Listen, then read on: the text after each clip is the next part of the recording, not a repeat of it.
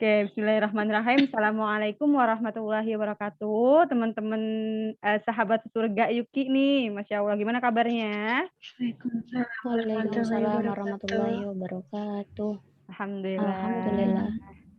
Sehat ya, berarti ya. Ya, kalau hadir Yuki berarti alhamdulillah sehat ya kalau dilihat dari wajah-wajahnya. Ini seperti biasa ya, ada Kawulan yang selalu setiap minggu kayaknya aku lihat ini deh, rajin banget ngikut Yuki deh. Maaf ya, Masya Allah, keren nih. mahasiswa tapi boleh ikut ya Kak. Tapi aku tuh itu loh Kak, kalau misalkan ngeliat Kak Wulan itu masih muda gitu. Malahan aku kayak ngeliat, ih kok kayaknya adik kelas aku nih. Aku ngelihatnya kayak gitu. Malahan kayak masih muda belum Masya nikah gitu Allah. loh. Waktu Alhamdulillah. awal-awal gitu. Apalagi kalau pas tadi Alhamdulillah. ya itu pakai kerudung yang kayak gini tuh udah kayak masih anak-anak mahasiswa gitu lah. Belum Oh, Masya kelihatan. Allah kakak boy deh. Enggak beneran. Aku tuh bener. Masya Kalau Allah. lebay itu dibuat-buat, kalau ini mah Iya. enggak.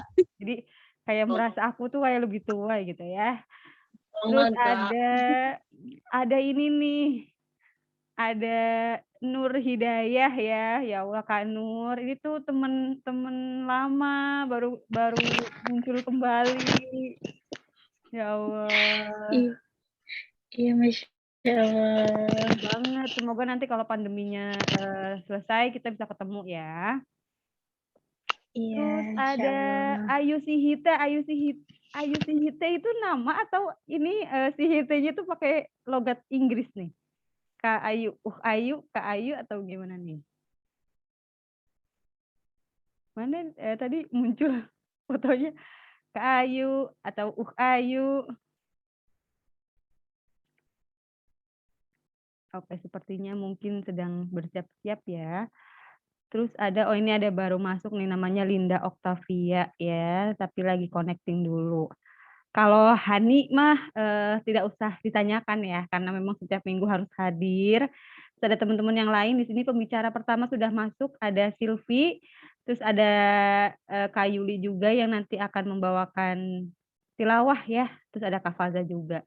Oke, ada Linda nih, Linda Octavia. Kayaknya baru nih Linda. Linda, Ukti Linda. Suara saya terdengar tidak? Iya Kak dengar Oke, alhamdulillah. Dari mana nih? dari Cikarang. Wah, jauh sekali Cikarang. Wah, domisili juga Cikarang. Iya Kak sekarang lagi domisili di Cikarang. Masya Allah. Tahu dari mana Yuki? Dari Teh Yuli. Oh, dari Teh Yuli. Yuli yang ini bukan? Yulianti. Oh iya kan, Yuli yang ini. Jangan-jangan Yuli yang ini nih. Itu kakak tingkat aku, Kak Aski. Masya Allah. Masya Allah, jauh banget ya. Yuki itu rata-rata itu udah jauh nih. Malahan yang di Pamulang nggak kejaring nih. Jauh-jauh semua ya. Masya Allah. Berarti dakwah kita jauh gitu ya. Berarti Pamulang tuh udah lewat. Makanya dapetnya yang jauh-jauh nih. Alhamdulillah. Oke. Teman-teman seperti biasa ya, mengingatkan kembali ketika sedang melakukan kajian Yuki gitu ya, diingatkan kembali bahwa mengikuti aturan seperti biasa. Yang pertama adalah menutup aurat ya, menutup aurat secara lengkap gitu ya, memakai gamis gitu ya, memakai kerudung yang rapi gitu. Kemudian diusahakan aktif ketika memang pembicara dan juga pembicara menanyakan atau meminta keaktifan peserta gitu ya. Ketika pembicara menanyakan hal sesuatu, peserta diharapkan aktif seperti itu. Kemudian diharapkan on kamera untuk selama sesi acara sampai 2 jam ke depan. Apabila ada gangguan sinyal ataupun masalah syar'i gitu ya, masalah syar'i, kendala yang syar'i gitu, dibolehkan tidak meng-on-kan kamera. Seperti itu. Oke, kita mulai saja ya. Bismillahirrahmanirrahim. Kita mulai acara Yuki hari ini dengan bacaan Al-Quran atau tilawah yang akan dibawakan oleh Ukhti Yulianti Yuli atau Ummu As'ad. Silahkan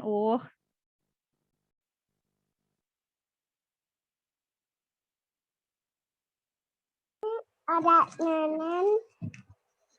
Ada. Bismillahirrahmanirrahim. Assalamualaikum warahmatullahi wabarakatuh. Waalaikumsalam warahmatullahi wabarakatuh.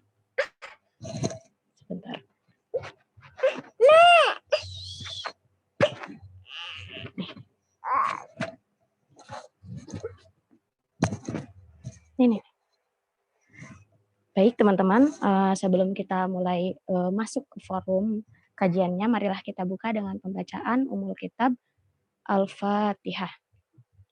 A'udzu billahi minasyaitonir rajim. Bismillahirrahmanirrahim.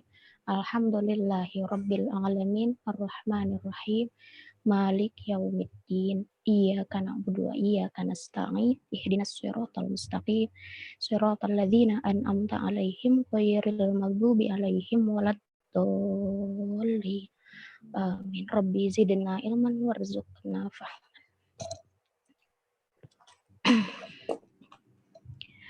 A'udzu billahi minasyaitonir rajim. Bismillahirrahmanirrahim.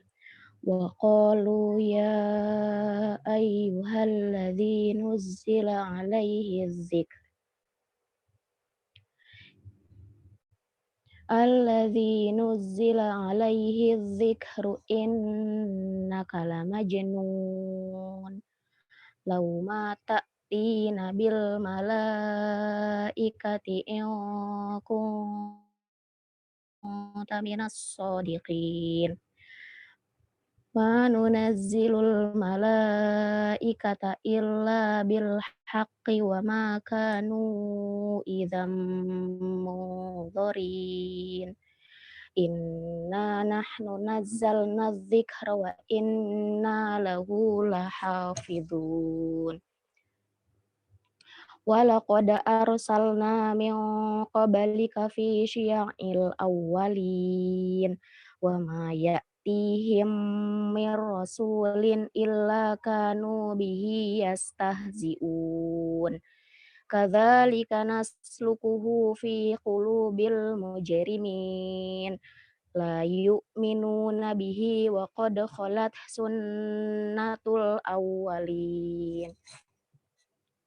Walau fatahna 'alaihim baban minas sama'i fadhallu fihi ya'rujun laqalu innama sukkirat absaruna bal nahnu qaumun mashhurun. Shadaqallahul azim. Artinya, dengan menyebut nama Allah yang Maha Pengasih lagi Maha Penyayang.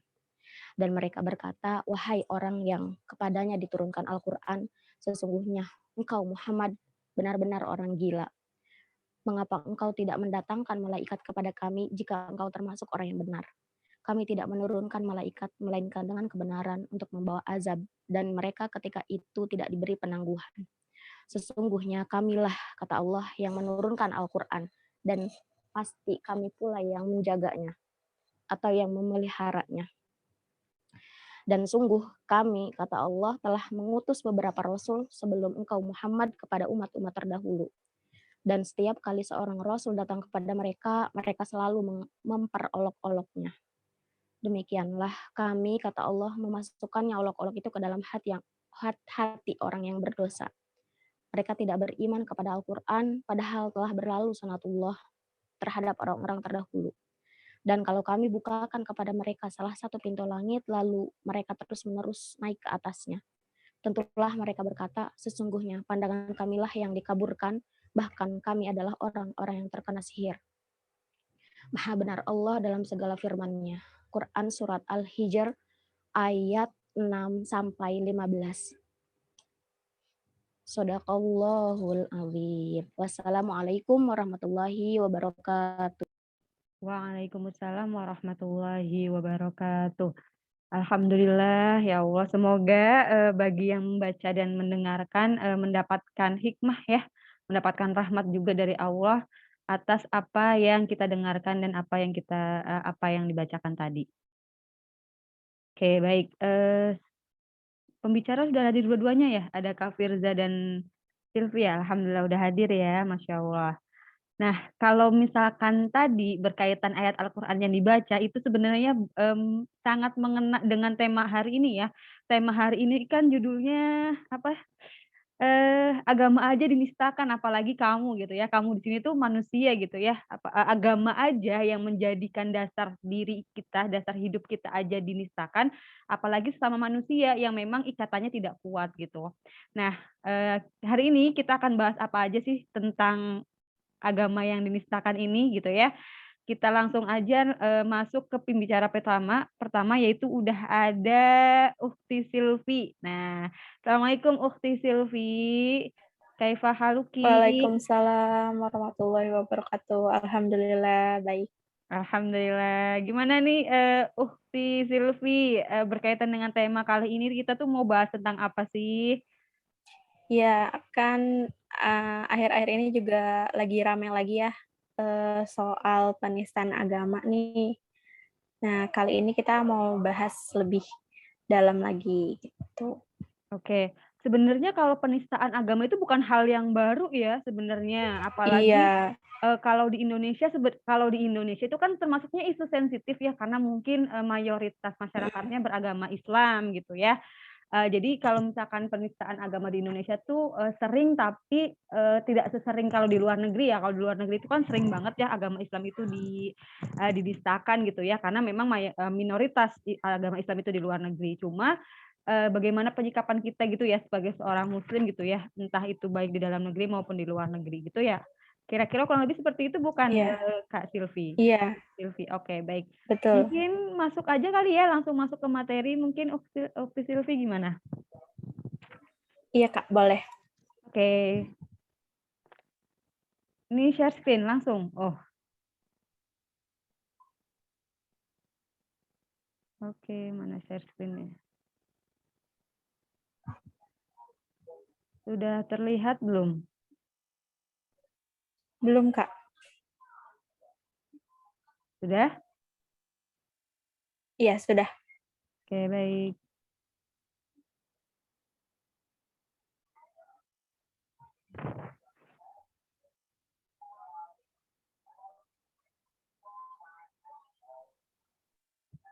Iya. Ya, sebelumnya Assalamualaikum warahmatullahi wabarakatuh. Waalaikumsalam. Waalaikumsalam warahmatullahi wabarakatuh. Alhamdulillah hari ini kita diberi kesehatan oleh Allah untuk bersama-sama sharing berbagi ya tentang Islam di forum kita kali ini. Nah, jadi pembahasan kita kali ini adalah tentang penistaan agama. Nah, apa sih penistaan agama itu? Jadi yang pertama, menurut Wikipedia, penistaan agama merupakan tindakan penghinaan, penghujatan, atau ketidaksopanan terhadap tokoh-tokoh suci, artefak agama, adat istiadat, dan keyakinan suatu agama yang hanya didasarkan pada pendapat pribadi atau di luar kompetensinya. Jadi orang yang menistakan agama ini mereka menjelek-jelekan ya sesuatu yang berkaitan dengan agama, padahal mereka itu tidak punya kapasitas di situ gitu. Nah, yang kedua menurut, pasal 156A Kitab Undang-Undang Hukum Pidana Indonesia, jadi melarang setiap orang dengan sengaja di muka umum mengeluarkan perasaan atau melakukan perbuatan yang bersifat permusuhan, penyalahgunaan, atau penodaan terhadap suatu agama yang dianut di Indonesia, atau dengan maksud supaya orang tidak menganut agama apapun. Pelanggaran pasal 156A dipidana penjara maksimal itu 5 tahun. Ya, next Kak. Nah, yang akhir-akhir ini viral kasus penistaan agama, ya, yang kita tahu juga mungkin di sini yang udah hadir banyak yang udah tahu juga, udah nonton mungkin di TV. Nah, jadi namanya itu MKC ya. Nah, jadi beliau itu kontroversial karena pernyataannya di kanal YouTube-nya ya. Nah, di sini kita lihat latar belakangnya dari keterangan Kombes Pol Ahmad Ramadan ya. Beliau mengatakan latar belakang yang bersangkutan sekarang di YouTube saja yang bersangkutan bukan merupakan ahli agama, tokoh agama bukan, santri juga bukan.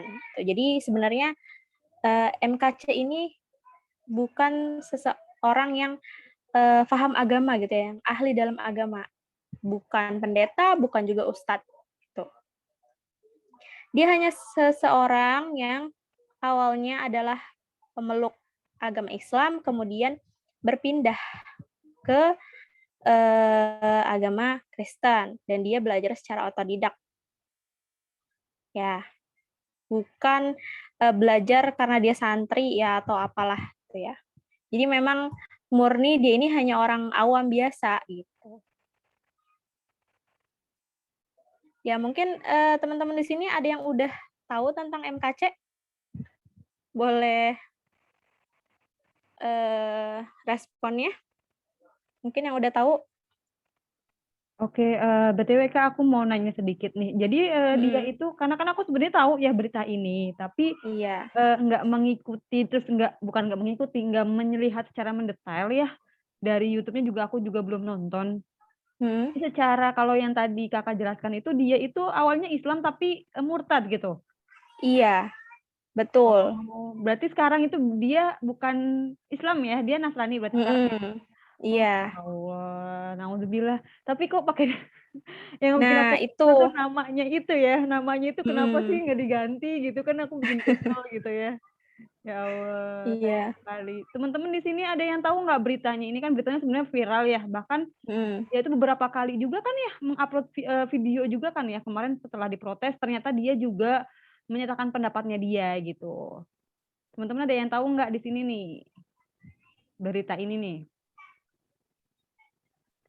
Coba di sini ada Kalinda, cek Kalinda, tahu nggak berita ini Kalinda?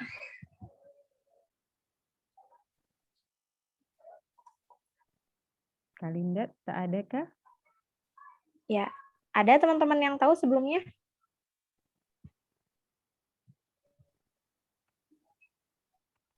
Atau Kawulan sendiri tahu nggak Kawulan? Kurang tahu, Kak.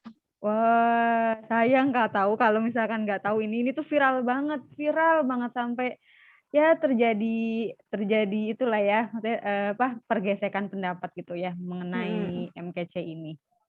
Oke, kira mungkin karena memang belum tersebar aja kali ya ke media masing-masing, ataupun kitanya kadang suka terlewat. Kadang kan ibu-ibu itu suka scrollnya itu belanjaan ya, bukan berita. Nah, namanya juga ibu-ibu, bukan ibu-ibu, perempuan itu biasanya suka banget ngeliatin belanjaan daripada berita ya, itu fitrah ya. Oke, gimana Kak Silvi, mau lanjut atau? Iya, kita lanjut ya. Oke, baik. Nah, yang disayangkan di sini gitu ya, padahal sudah jelas gitu ya keterangan dari polisi juga bahwa MKC ini sebenarnya kan dia sudah murtad ya dari Islam ke luar gitu. Nah, tapi dia ini tetap memakai atribut yang ciri khas orang Islam gitu ya, dengan pakai peci gitu ya. Terus gaya ngomongnya juga kayak ulama-ulama gitu. Nah, ini hal yang membuat publik itu bingung gitu kan. Sebenarnya dia ini Islam atau bukan? Gitu kan. Makanya tadi kayak Kak Asih gitu, yang mungkin belum ngikutin beritanya ngiranya kayak si MKC ini Islam kan, padahal dia itu sudah keluar gitu. Ya, next Kak. Nah, kenapa sih netizen ini menganggap apa yang dilakukan MKC ini termasuk penistaan terhadap Islam gitu? Nah, yang pertama yang dilakukan adalah mengeluarkan statement bahwa Nabi Muhammad itu pengikut jin. Gitu ya. Di dalam video unggahannya di YouTube, Muhammad KC dinilai telah melecehkan Nabi Muhammad karena dia menyebut Nabi Muhammad merupakan seorang pengikut jin, karena memang Muhammad bin Abdullah ini pengikut jin katanya. Demikian kata Muhammad KC dalam video yang diunggah pada Kamis. Nah, yang kedua adalah menyelewengkan salam. Pada beberapa video lainnya, dia juga sering mengganti kata Allah dalam ucapan salam menjadi Yesus. Bahkan dia juga pernah menyebutkan kalimat alhamdulillah menjadi, ya itulah bisa dibaca sendiri ya. Jadi memang segitu parahnya gitu ya, dia sampai berani untuk melakukan hal seperti itu. Padahal yang kita tahu dia ini bukan orang yang punya latar belakang pengetahuan Islam yang cukup gitu kan. Nah, yang ketiga adalah mengajak untuk meninggalkan ajaran Nabi Muhammad. Karena menurutnya ajaran Nabi Muhammad ini nggak bisa gitu ya menyelamatkan umat Islam gitu. Ya, lanjut Kak.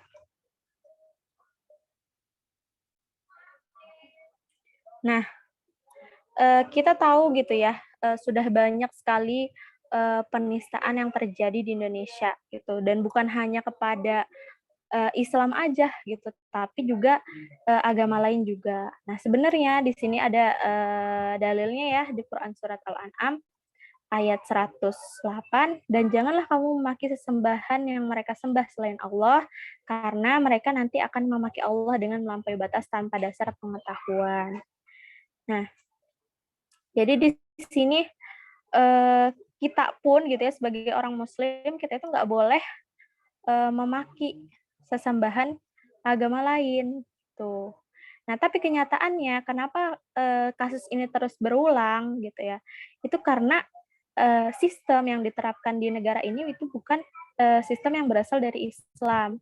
Yang sistem ini itu nggak peduli gitu ya sama agama. Mau agama itu dilecehkan atau ditinggikan, itu bukan suatu prioritas yang mereka harus selesaikan gitu. Jadi untuk menyelesaikan masalah ini, agar masalah ini tidak terulang lagi, itu memang perlu diterapkan sistem Islam. Karena kita kalau lihat lagi sejarahnya juga gitu ya, selama 13 abad Islam itu berkuasa, itu nggak ada yang namanya pelecehan agama gitu ya.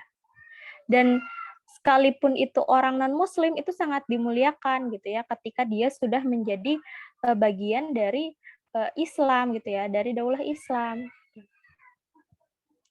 Jadi salah gitu ya kalau ada orang yang berpendapat bahwa ketika Islam itu diterapkan maka orang-orang di luar Islam itu akan sengsara gitu. Itu salah gitu. Justru Islam itu memuliakan semua umat manusia. Nah, di sini yang bahayanya adalah sebenarnya kadang orang-orang yang menistakan agama ini itu kebanyakan sangat menyudutkan Islam.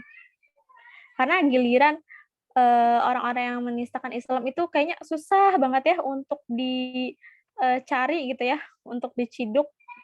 Tapi giliran isu-isu teroris gitu ya yang menyudutkan Islam itu langsung naik gitu ya. Bahkan masih terduga aja itu udah polisi tuh udah main tembak-tembak aja gitu kan. Nah, itu juga sangat memojokkan Islam sekali gitu.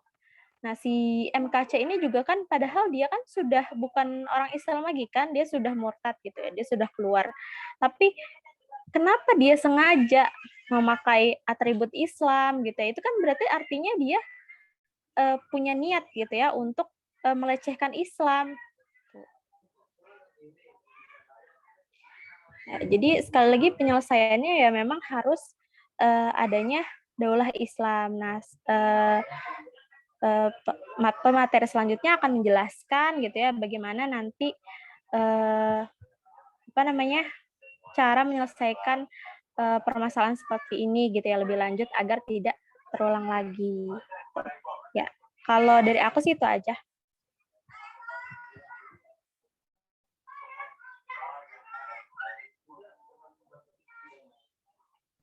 Oke, berarti kalau tadi yang dari Kak Silvi itu kan memang sebenarnya tuh yang aku bingung tuh gini, terkait pelecehan agama yang sering terjadi di Indonesia ya terutama, apalagi kita tahu seharusnya masyarakat Indonesia itu tahu bahwa masyarakat Indonesia itu mayoritas Islam gitu. Nah, untuk bagi orang-orang yang memang dia itu bukan beragama Islam, harusnya kan sudah tahu ya ketika orang Islam itu disentuh dengan isu yang sensitif itu lebih mudah memicu konflik ya maksudnya. Karena kan memang sebenarnya Rasulullah pun ketika dirinya yang dihina pun nggak pernah marah ya, ketika dirinya yang dihina, dirinya yang disiksa ataupun diperlakukan tidak adil oleh orang-orang kafir pada zamannya gitu ya. Beliau kan nggak marah, cuma ketika memang Islam yang orang kafir itu mulai sentuh gitu kan mulai marah ya, mulai muncul amarah dalam dirinya gitu. Nah, itu kan sama aja kayak kita nih, ketika kita tuh lagi diem-diem aja gitu ya, tiba-tiba agama kita diusik gitu. Apalagi dalam lingkup yang Indonesia mayoritasnya Islam gitu. Sebenarnya ini kan kalau dilihat memang secara menyeluruh itu adalah kesalahan sistem ya, sistem yang memang tidak memberikan apa sih apresiasi atau penjagaan penuh terhadap agama Islam itu sendiri. Bahkan kemarin sempat tuh lihat beritanya ya, malahan yang diburu itu adalah penyebar videonya ya, bukan si pelakunya, si oknumnya. Padahal kan yang melakukan penistaan kan siapa? Yang melakukan penistaan kan si pelakunya ya, maksudnya si MKC ini gitu. Dia membuat video, yang namanya kita ketika membuat video kan pengen apa? Pengen dilihat kan, pengen dilihat, terus pengen terkenal gitu. Ibaratnya orang lain bisa lihat video kita. Berarti kan otomatis ketika kita itu pengen video kita dilihat, otomatis kita harus nge-share kan, sebanyak-banyaknya nge-share. Nah, berarti kan harusnya malah yang dicari tuh bukan si penyebar, tapi malah si pelaku penistaan ini ya. Nah, mungkin kenapa sih hal itu tuh di Indonesia malah lebih yang dikejar itu adalah si penyebarnya ya. Rata-rata permasalahan di Indonesia itu kalau berkaitan dengan teknologi yang yang diciduk tuh yang menyebarkan, bukan yang melakukan kesalahan. Itu kenapa kira-kira? Nah, mungkin gimana Kak kira-kira kalau menurut Kak Silvi sendiri sebelum masuk ke bicara kedua ya? Ya, jadi kenapa yang diburu itu penyebarnya gitu ya, bukan penistanya. Karena di Indonesia sendiri pun undang-undang yang tadi aja gitu ya berkaitan dengan penistaan agama itu nggak jelas kadarnya itu seperti apa. Jadi yang disebut sebagai penistaan itu seperti apa itu tuh nggak jelas aturannya gitu. Jadi hanya sekedar menistakan agama dihukum sekian gitu, tapi nggak dijelasin nih yang termasuk penistaan itu seperti apa gitu ya, harus seperti apa gitu baru termasuk ke dalam kategori penistaan gitu. Jadi memang dari hukumnya aja nggak jelas gitu kan, jadi memang bingung gitu ya, timbul kebingungan di publik ini gitu. Terus juga dianggap si penyebar itu merusak kerukunan antar beragama gitu, karena disebarkan videonya gitu kan, akhirnya kan jadi banyak masyarakat yang tahu gitu, dan akhirnya timbul perdebatan gitu ya, kontroversi gitu. Jadinya yang diburu itu ya si penyebarnya tadi gitu.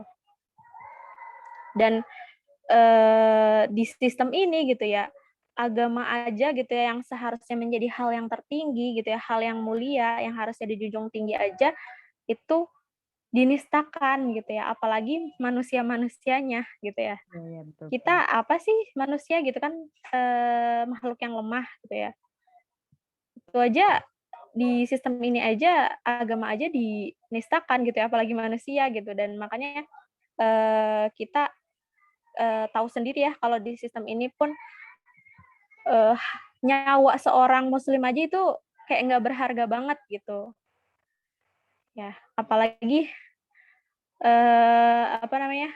agama gitu ya. Kayaknya ini benar-benar sistem ini tuh udah benar-benar nggak memuliakan sama sekali manusia gitu. Makanya memang harus benar-benar urgent banget gitu ya, kita harus beralih gitu ya dari sistem yang buruk ini gitu ya, dari sistem kapitalis ini menuju sistem Islam. Tuh. Oke, berarti memang solusinya itu bukan solusi dulu. Kesalahan terbesar adalah memang sistem yang tidak apa sih, tidak apa, menjaga gitu ya, menjaga akidah para Mhm. pemeluknya dengan secara totalitas gitu ya. Makanya ketika kita menanyakan solusi gitu ya, atau meminta solusi kepada pemerintah, otomatis solusinya ya hanya kembali kepada hukum Islam ya, diterapkannya hukum Islam gitu ya. Nah, hukum Islam itu nggak Iya. akan diterapkan sempurna kalau negaranya nggak ada, gitu ya, Kak Silvi Mhm. ya? Oke, Iya. coba kita, ke pemateri kedua akan membahas lebih dalam terkait tentang ini. Oke, ada Kak Firza. Assalamualaikum Kak Firza. Bu Firza. Ah, tahu Ustazah Firza nih, Masya Allah, kangen banget.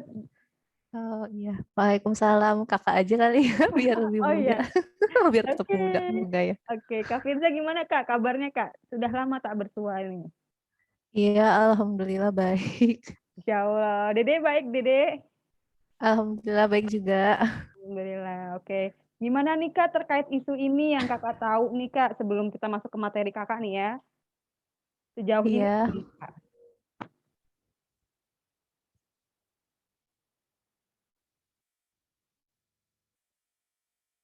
Cek cek Kak, suara aku kedengeran? suaranya gak kadang hilang ya tadi. Coba bentar. Udah kok, udah denger. Oh, udah. Ya, jadi sejauh ini yang Kakak tahu tentang tema ini tuh apa sih, permasalahan ini yang lagi viral itu? Oh, yang tentang tema ini ya. Iya. eh, ini tuh jadi kemarin itu ya mungkin ya kalau misalkan kita nggak cuma dari media sosial itu kadang-kadang tuh suka kita nggak dapat info, maksudnya kalau misalkan kayak ngeceknya di bagian kayak media sosial yang kayak Instagram gitu ya, atau kadang-kadang suka kelewat gitu ya. Tapi kadang-kadang kan sekarang informasi itu udah banyak ya dari grup juga gitu ya. Terus juga biasanya kita harus memilih ya kalau di media sosial itu kan mengikuti kayak fanpage yang mana gitu ya, atau orang yang dia itu yang suka bawanya berita yang penting gitu ya. Nah, itu kalau misalnya cuma lihat sekilas itu kadang-kadang nggak dapet gitu ya. Tapi itu tadi ketika kita bisa memprioritaskan gitu ya akun-akun yang maksudnya kayak ini kredibel gitu ya, informasinya bagus. Nah, itu ternyata muncul gitu ya. Kalau kemarin itu kan info-infonya itu lagi minggu-minggu ini kan masih tentang child free ya, terus Iya, sama betul benar. penistaan agama ini gitu ya. Nah, terus ternyata penistaan agama ini maksudnya terus berulang gitu ya. Mungkin kelihatannya itu caranya sih beda-beda gitu, tapi lagi-lagi gitu penistaan ini berulang kembali gitu. Berarti kan kalau misalnya ada pengulangan ya maksudnya masyarakat itu kan kalau misalkan ada kesalahan gitu ya atau sejatinya manusia gitu ya ketika ada kesalahan terus tahu nih salah gitu ya berarti kan harusnya nggak akan mengulanginya lagi gitu ya.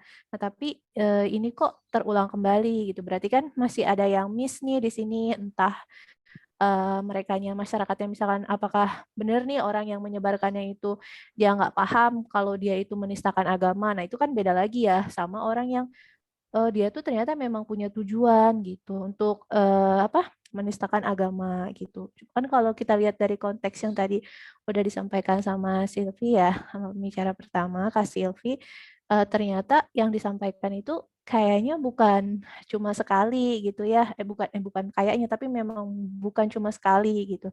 Terus juga, di situ, di sini kita lihat gitu ya, kok orang misalnya kalau benar gitu ya, dia itu sudah non muslim, kenapa dia punya kredibilitas gitu ya? Apakah dia punya kredibilitas untuk menyampaikan tentang Islam gitu? Nah, itu kan yang jadi pertanyaan gitu. Nah, tapi masalahnya sekarang kan nggak seperti itu gitu ya. Orang tuh apalagi di media sosial sekarang gitu ya, banyak orang yang bebas menonton gitu. Itu kan bahaya ya kalau nggak ada pembatasan. Maksudnya nggak ada penjagaan akidah gitu ya. Maksudnya siapa yang akan menjaga akidah kita gitu. Kalau misalnya di era kebebasan ini seharusnya kan walaupun bebas tapi ya tidak menyalahi rambu-rambu kayak gitu misalnya sih. Ya mungkin itu sih sedikit bacaan ya dari maksudnya fakta yang ada saat ini kayak gitu. Oke, Kak. Sip banget intronya ya. Jadi, nanti ini sebelum masuk ke materi ya, ini pertanyaan aku di awal, nanti bisa dijawab sama Kak Silvi sama Kak Firza di Iya. akhir ya. Sebenarnya nih ya, Ini pertanyaan aku aja tapi jawabnya nanti ya, Kak. Jawabnya nanti. Sebenarnya itu terkait, penistaan ini gitu ya, penistaan ini ataupun hal-hal yang bersifat sensitif gitu ya, itu memang penganut Islamnya aja gitu ya, sebagai orang muslimnya aja yang dia terlalu sensitif terhadap agamanya dia, atau memang, kejadian ini berulang karena kurangnya pemahaman umat muslim sendiri terhadap agamanya dia, gitu ya. Nanti Kak Silvi sama Kak Firza bisa jawab di akhir acara ya, sambil menunggu pertanyaan yang lain. Jadi tuh kadang aku suka bingung, eee, kadang tuh aku juga ini kalau misalnya ada permasalahan yang berkaitan Islam, ini orang Islamnya doang apa ya yang kayaknya tuh sensitif banget, terlalu lebay gitu ya, atau memang ya Iya. karena merasa ini penting untuk dibela gitu ya, atau memang juga penistaan ini tuh berulang karena kitanya itu pemahaman Islamnya itu kurang gitu ya.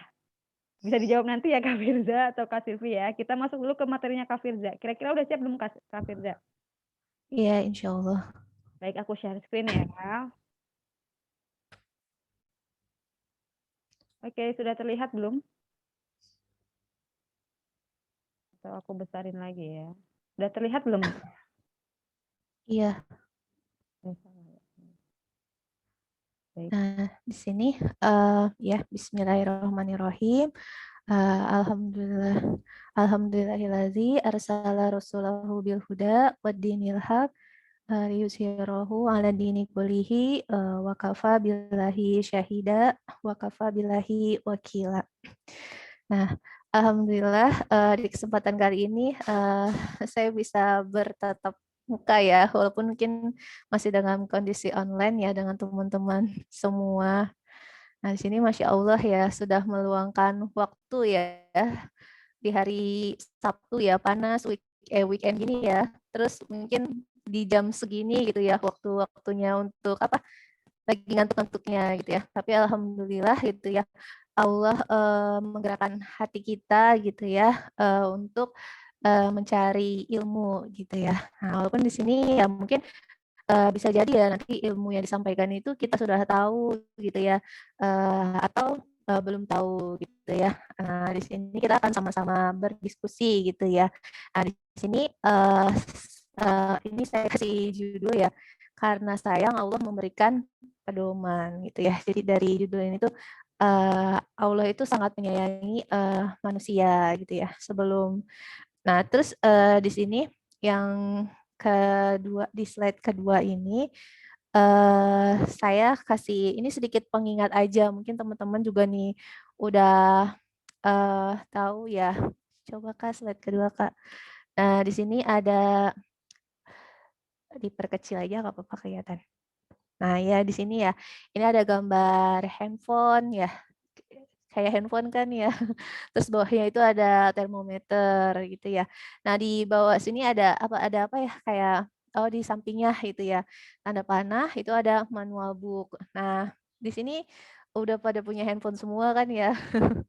Sekarang kayaknya jarang yang nggak punya handphone ya. Nah, biasanya kalau kita beli handphone itu pasti ada ini ya manual booknya. Bener nggak? Bener nggak? Siapa yang pernah Tahu beli tuh. handphone terus ada kertas biasanya ya? Pemberitahuan gitu ya, Kalau cara handphone tuh ada. penggunaan Ada HP-nya Kak. gitu.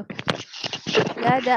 Iya, Tapi biasanya ada. sih kalau misalkan beli sekarang itu bahasanya bahasa luar gitu ya, kita nggak ngerti. Oh gitu. Nah, ya nanti bisa dicek lagi ya. Nah, Pokoknya di kita situ garansi ini aja.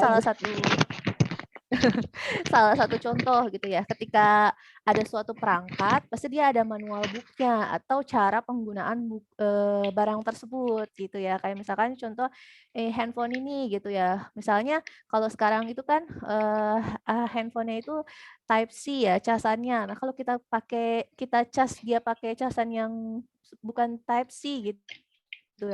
Nah itu kan nggak mungkin bisa kan, nggak masuk gitu. Nah itu biasanya ada di penjelasannya kayak gitu. Terus juga handphone yang apa anti air sama yang nggak anti air gitu kan ya. Kalau dulu mungkin kayaknya handphone itu nggak ada yang anti air gitu ya. Pasti dia kalau kita masukin ke air tuh pasti mati gitu ya. Nah, tapi sekarang semakin canggih teknologi gitu ya.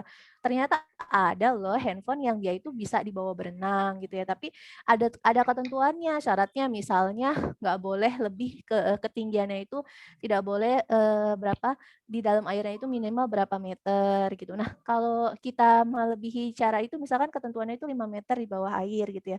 Kita bawa dia ke 6 meter, pasti yang terjadi apa? Handphonenya akan Heng, rusak gitu ya atau nge-hang atau tidak berfungsi lagi dengan baik gitu.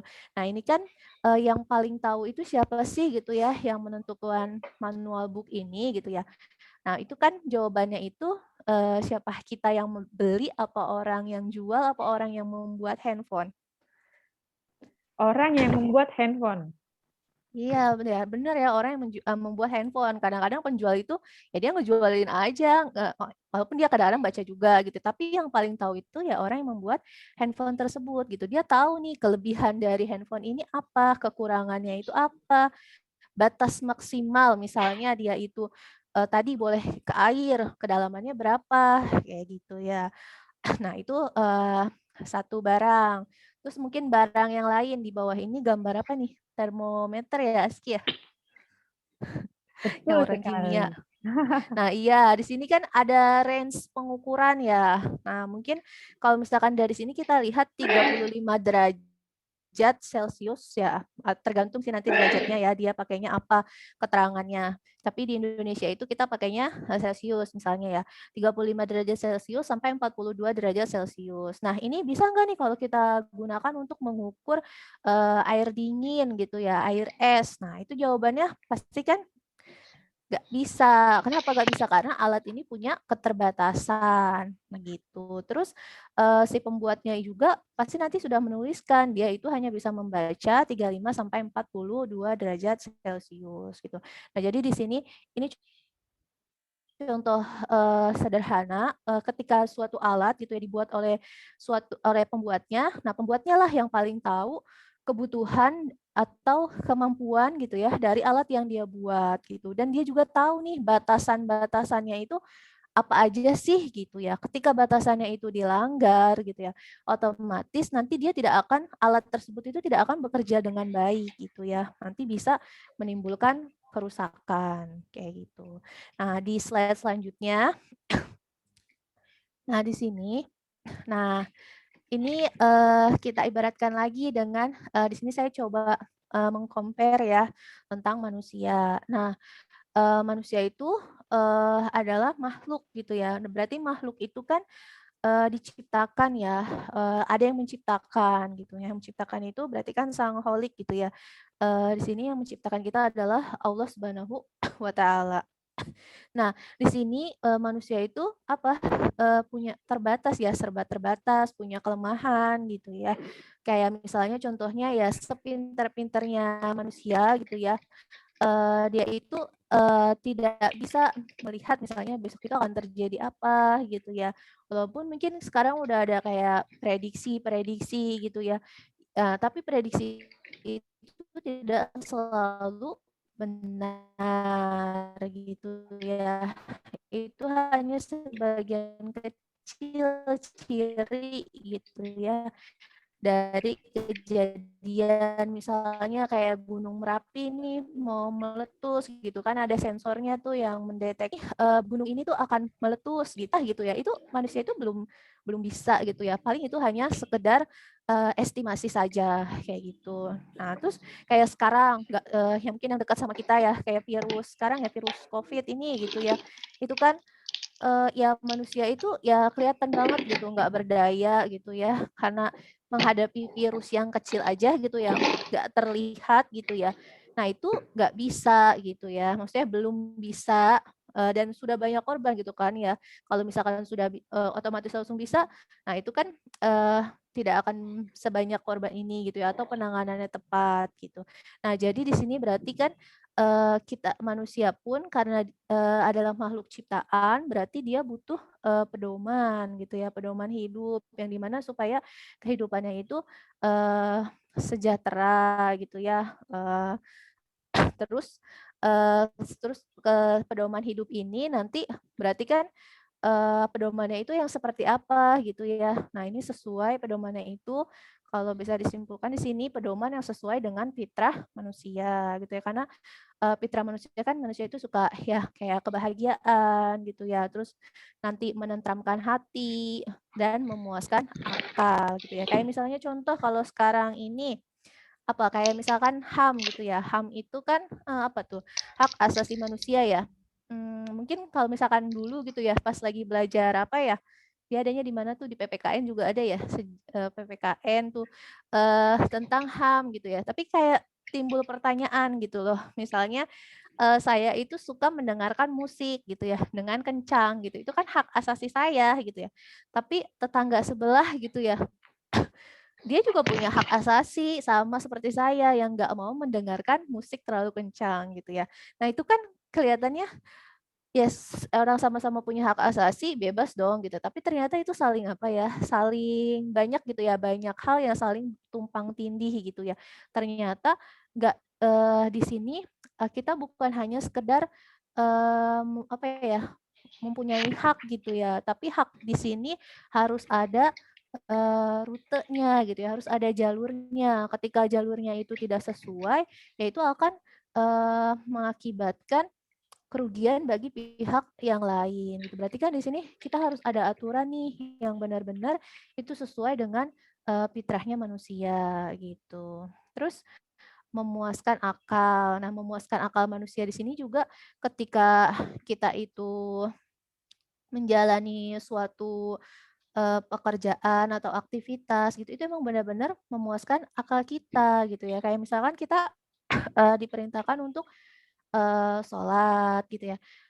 Beda halnya ketika kita sholat tanpa pemahaman gitu ya. Nah itu kan ya udah orang sholat itu kewajiban ya rutinitas aja gitu. Berbeda halnya dengan ketika kita itu tahu gitu ya. Sholat itu ya memang sholat itu adalah kewajiban ya kewajiban kita terhadap Allah gitu ya. Dan ada efeknya gitu ya. Kenapa sih Allah itu memerintahkan kita itu untuk sholat gitu. Misalnya salah satunya itu kan sholat itu apa mencegah manusia ini untuk berbuat hal yang keji dan munkar gitu. Nah, itu kan kebayang itu kalau semua orang gitu ya benar sholatnya, nah itu kan berarti nanti kemungkaran itu akan sedikit gitu ya. Terus juga kita bisa introspeksi nih, saya sholat tapi kok ternyata saya masih melakukan banyak kemaksiatan. Nah, berarti ini ada apa? Kayak gitu. Nah, itu kan harus memuaskan, akal kita gitu ya. Terus, wajar nggak sih kalau misalkan Allah itu memberikan kita ganjaran gitu ya, ketika kita itu berbuat baik atau ketika Allah itu kita itu melakukan suatu keburukan, kita akan mendapatkan dosa gitu ya, atau siksa gitu ya. Nah itu kan ada balancing gitu ya, kalau misalkan kita melakukan kebaikan, ya kita akan mendapatkan kebaikan pula gitu ya, yaitu pahala gitu ya. Tapi kalau kita melakukan keburukan, ya kita akan mendapatkan dosa gitu. Nah itu kan apa ya, secara manusiawi itu wajar gitu ya, maksudnya memuaskan akal kita gitu ya. Kalau kita salah ya wajar kita itu dapat teguran atau dapat apa namanya kalau kita mah kalau di sini tuh kayak hukuman gitu ya. Tapi kalau kita melakukan suatu kebaikan ya itu juga kita akan mendapatkan kebaikan gitu ya atau apa namanya keuntungan kayak gitu ya kalau di manusia kayak gitu kan ya. Nah, terus tinggal sekarang itu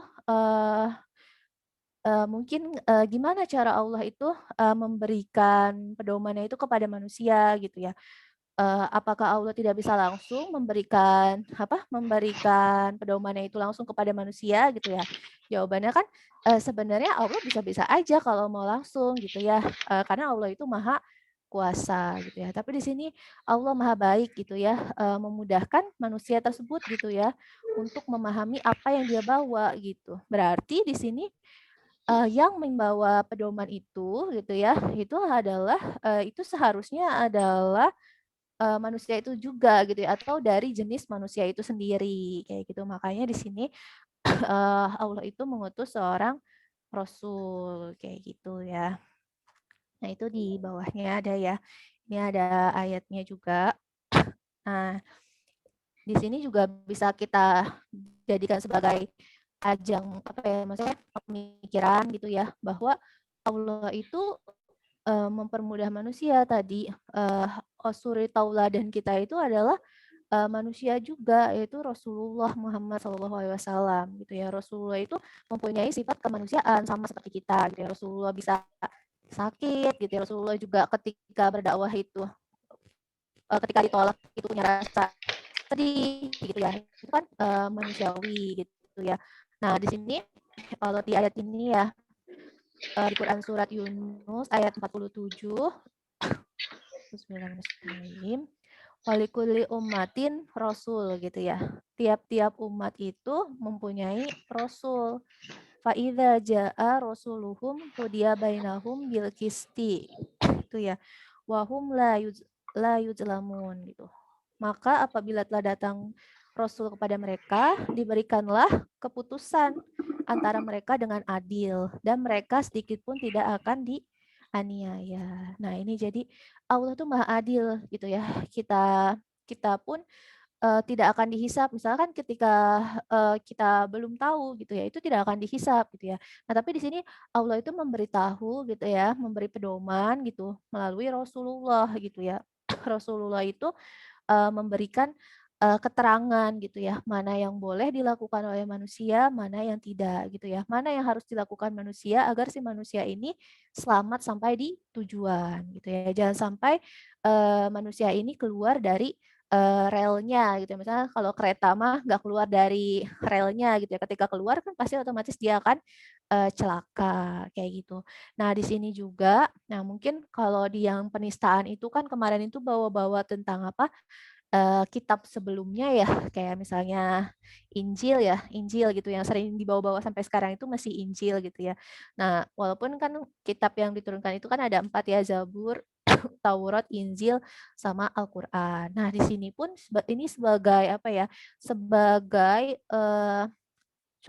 sebagai penguat gitu ya. Jadi Al-Qur'an itu ya diturunkan di sini kan tiap-tiap umat itu mempunyai rasul gitu ya. Nah, kita itu adalah Rasulullah Muhammad itu adalah rasul terakhir gitu ya, rasul terakhir, nabi terakhir yang diutus oleh Allah gitu. Berarti kan umat yang lahir ya setelah kelahiran Rasulullah, maksudnya setelah Rasulullah diutus itu adalah umat Nabi Muhammad gitu, bukan nabi sebelumnya gitu.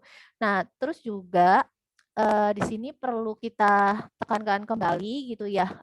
Ternyata kalau misalkan kita baca di sejarah kayak Zabur itu diturunkan, itu berlaku untuk masa Nabi Daud dan seterusnya sebelum diutus lagi Taurat gitu ya. Ketika Taurat itu diutus, Zabur itu sudah tidak digunakan lagi gitu ya. Dalam artian di sini apa ya, kayak diperbaiki gitu ya dari kitab Zabur itu. Terus setelah Taurat itu ada Injil gitu ya. Nah, Injil pun itu diperbaiki lagi sama Al-Qur'an gitu ya. Kalau misalkan dicek-cek lagi, Zabur, Taurat, Injil itu membahas tentang ketauhidan. Sebenarnya semua kitab itu membahas tentang ketauhidan gitu ya. Tapi di dalam Al-Qur'an itu nanti banyak apa ya, selain tauhid itu juga dibahas gitu.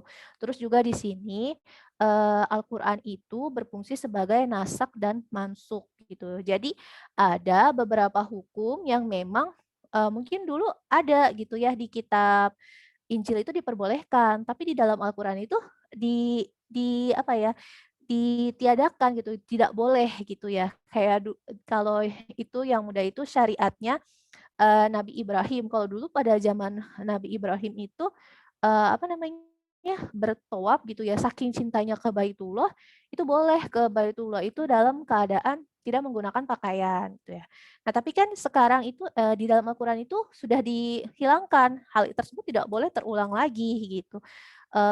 Ketika ingin bertawaf ya harus menutup aurat gitu. Jadi ya kalau misalkan, saya ada orang yang mempunyai statement, "Saya itu adalah ahli kitab," gitu ya, "saya menggunakan kitab sebelumnya," gitu.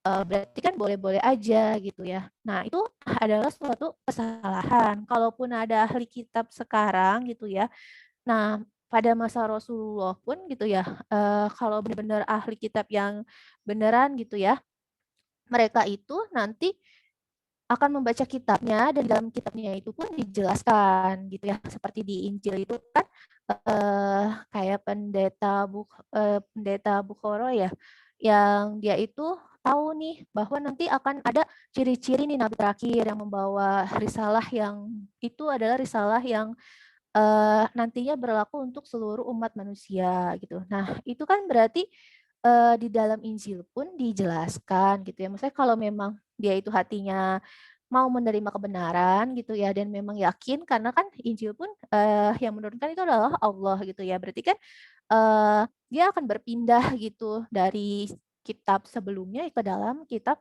Al-Quran. Kenapa ya? Karena keyakinan dia terhadap Allah gitu, bukan karena kesombongan. Sedangkan kalau orang-orang yang sombong itu ya pastinya dia tidak akan mau gitu ya. Ya saya tetap saja berpegang teguh sama kitab saya gitu. Ini kan kitab yang diturunkan sama saya, maksudnya kitab yang saya pegang dari dulu gitu. Kenapa harus mengikut kepada Al-Quran gitu. Padahal di dalam kitabnya sendiri ada penjelasan gitu ya. Berarti kan kalau ditanya berarti itu pun ya dia pun tidak apa ya, tidak menggunakan kitab dia dengan baik gitu ya. Nah itu ya, jadi memang apa sih sebenarnya kalau untuk risalah sebelumnya gitu ya, kayak kitab sebelumnya itu memang sudah tidak bisa lagi dijadikan sebagai rujukan gitu. Kita sebagai umat muslim ya itu harus apa ya, mungkin ya kalau misalkan masih ada teman kita gitu yang berpikiran seperti itu, ya kita jelaskan lagi gitu ya, bahwa hanyalah Al-Quran itu adalah penutup ya, maksudnya risalah yang dibawa oleh Rasulullah itu adalah penutup dan penjelas gitu ya dari kitab-kitab sebelumnya, kayak gitu. Nah, terus di sini ya, ini ada beberapa fungsi dan pentingnya mengkaji Al-Quran gitu. Nah, ini mungkin juga sebagai bahan introspeksi gitu ya. Mungkin kenapa sih gitu ya sekarang itu umat muslim mungkin banyak gitu ya. Tapi kok eh apa kayak mudah aja sih nerima statement-statement dari orang gitu ya, yang mungkin kelihatannya itu bagus gitu ya. Kan kalau sekarang itu apa sih dibilang pengemasan retorika gitu ya, ketika retorikanya itu bagus, kayak kita tuh akan tersihir gitu ya untuk Afwan Kak, sekarang itu mencari kayaknya ada masalah di headsetnya deh. Sesek iya nggak? Apa di aku doang ya? susah ya. Iya, Ya, keresek-keresek. kayaknya di headsetnya Kak. Jelas, Kak. Afwan. Sebentar ya. Oh, udah masih ada nggak? Masih Kak, masih. Masih. Ini soalnya kalau nggak pakai headset nggak ada suara ya, sebentar ya. Baru aja nih, baru tadi pas waktu bahas ini.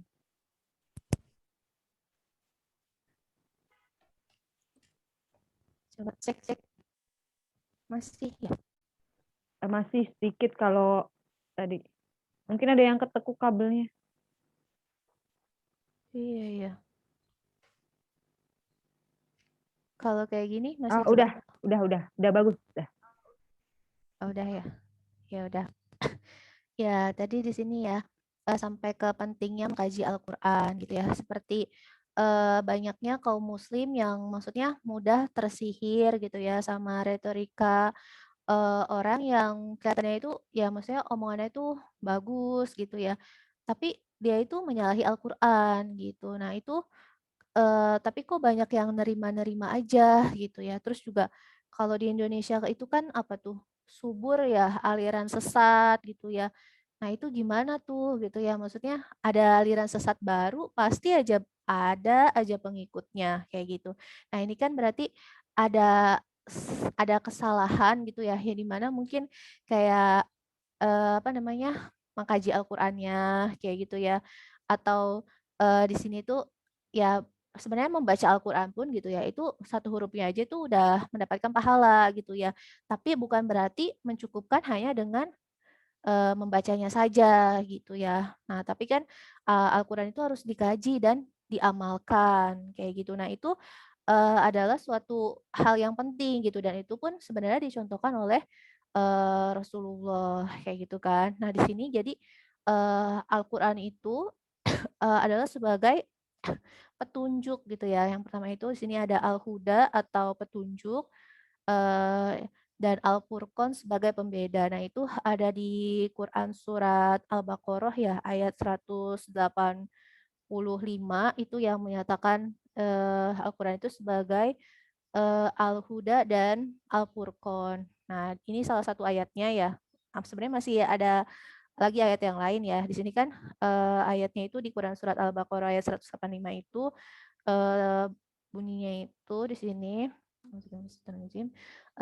Sahru Ramadhanal ladzi unzila fihil Qur'an hudal linnas wa bayyinatin minal huda wal furqan. Nah, di sini bulan Ramadan itu yang di dalamnya diturunkan Al-Qur'an gitu ya. Jadi Al-Qur'an itu diturunkan pada bulan Ramadan. Nah, salah satunya itu fungsinya itu sebagai Al-Huda dan Al-Furqan. Nah, petunjuk gitu ya, petunjuk bagi manusia gitu ya, umat manusia gitu di sini.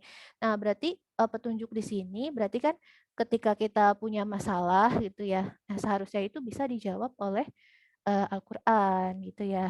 Nanti ada tambahan lagi hadis gitu ya, diperjelas biasanya ada yang di Al-Qur'an itu tidak dirinci, dirinci lagi di hadis gitu ya. Nah, terus tapi di sini masalahnya apakah sekarang itu semuanya itu ketika ada masalah itu kita balik lagi ke Al-Qur'an gitu ya. Nah, ini kan kalau secara individu mungkin kita masih bisa ya sekarang ya, kalau ada masalah itu ya kita akan kembalikan lagi ke dalam Al-Qur'an gitu. Kita cek lagi nih di dalam Al-Qur'an itu boleh atau tidak sih kayak gitu ya. Seperti kasus penistaan agama gitu ya. Nah, itu sebenarnya penistaan agama itu boleh nggak sih dilakukan gitu ya? Itu eee, apa namanya, kalau kita diam aja tuh boleh nggak sih gitu. Nah, itu kan eee, ada gitu ya pertanyaannya gitu ya. Terus jawabannya juga sebenarnya ada gitu ya. Di sini kan kalau di Al-Qur'an itu ada Quran surat apa namanya, Ali Imran gitu ya. Di sini ada Quran surat At-Taubah ya ayat 61 juga, ayat Quran surat At-Taubah ayat 61 di sini,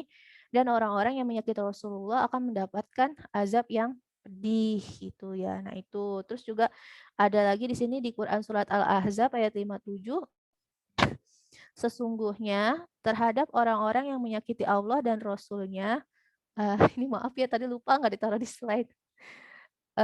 Akan melaknatnya di dunia dan di akhirat gitu. Jadi di sini, ketika nanti ada apa, ada orang yang menistakan agama ini gitu ya, nah berarti kita harus, ambil ya, ya maksudnya, kalau sekarang gitu ya mungkin posisinya kan, individu gitu ya. Nah itu kita juga, harus, melakukan, ini ya, melakukan, sesuatu gitu ya, nanti di bawah ada ya. Terus juga Al-Quran itu tadi sebagai pembeda. Nah, pembeda itu berarti kan Al-Furqan yang membedakan orang muslim dengan orang non-muslim gitu. Bedanya apa sih kita dengan orang non-muslim gitu. Misalnya gitu ya, salah satu cirinya itu kan kalau perempuan itu harus apa, berhijab gitu ya, harus berhijab, harus menutup aurat. Nah, itu juga kan salah satu ciri gitu ya. Terus juga membedakan mana yang benar dan mana yang salah gitu. Seperti apa, boleh nggak sih kayak misalkan konsumsi apa, minuman yang memabukkan kayak gitu. Nah, itu kan yang membedakan kita itu dengan orang non-muslim, mungkin orang non-muslim, boleh-boleh aja mengkonsumsi, apa namanya, alkohol gitu ya atau minuman yang memabukkan, sedangkan orang muslim itu, tidak boleh kayak gitu. Nah, itu yang membedakan juga gitu ya. Membedakan antara, orang muslim dan orang non-muslim, terus membedakan yang hak dan yang batil gitu ya, mana sih yang benar gitu ya.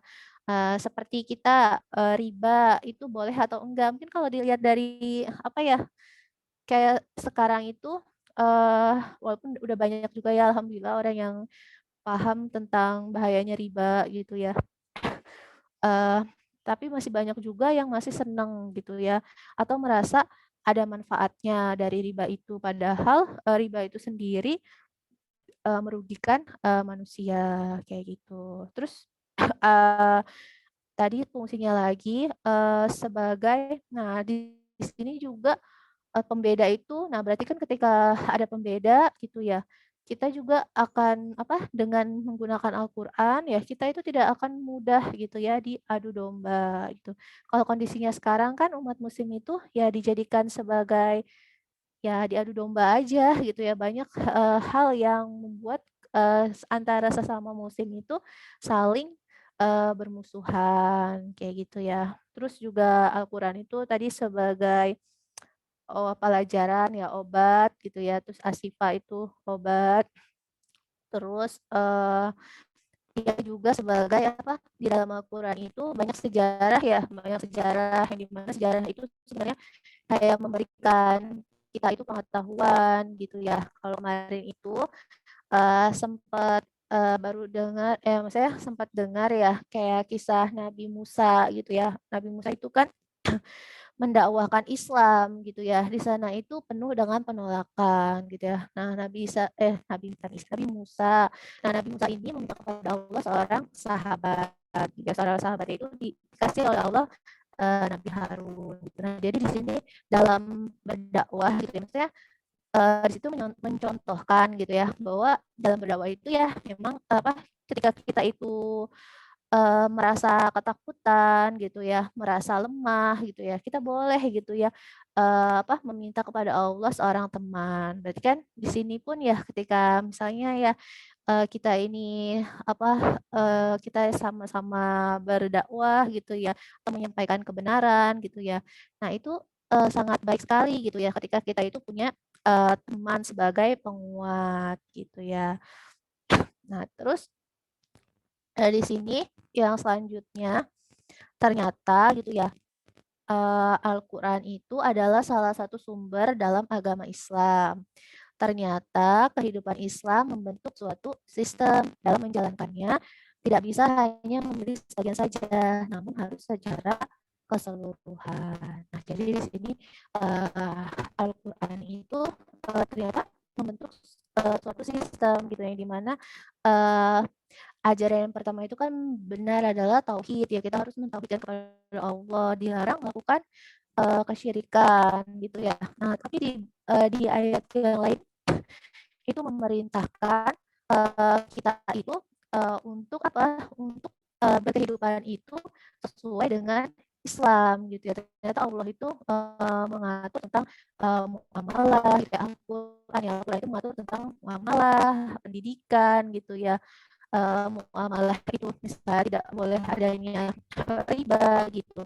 Terus juga berarti kan ada sistem, misalnya ada ekonominya juga gitu ya. Kalau di negara itu kan ada sistem pendidikan, sistem ekonomi, sistem sosial gitu ya, sistem politik gitu. Nah, di Al-Quran ternyata ya itu semuanya dibahas gitu ya, kayak pendidikan yang Islam itu seperti apa gitu ya. Mungkin kalau misalkan kita sekarang melihat ya karena sekarang itu kebetulan negara yang jadi berkuasa itu adalah negara non muslim gitu ya.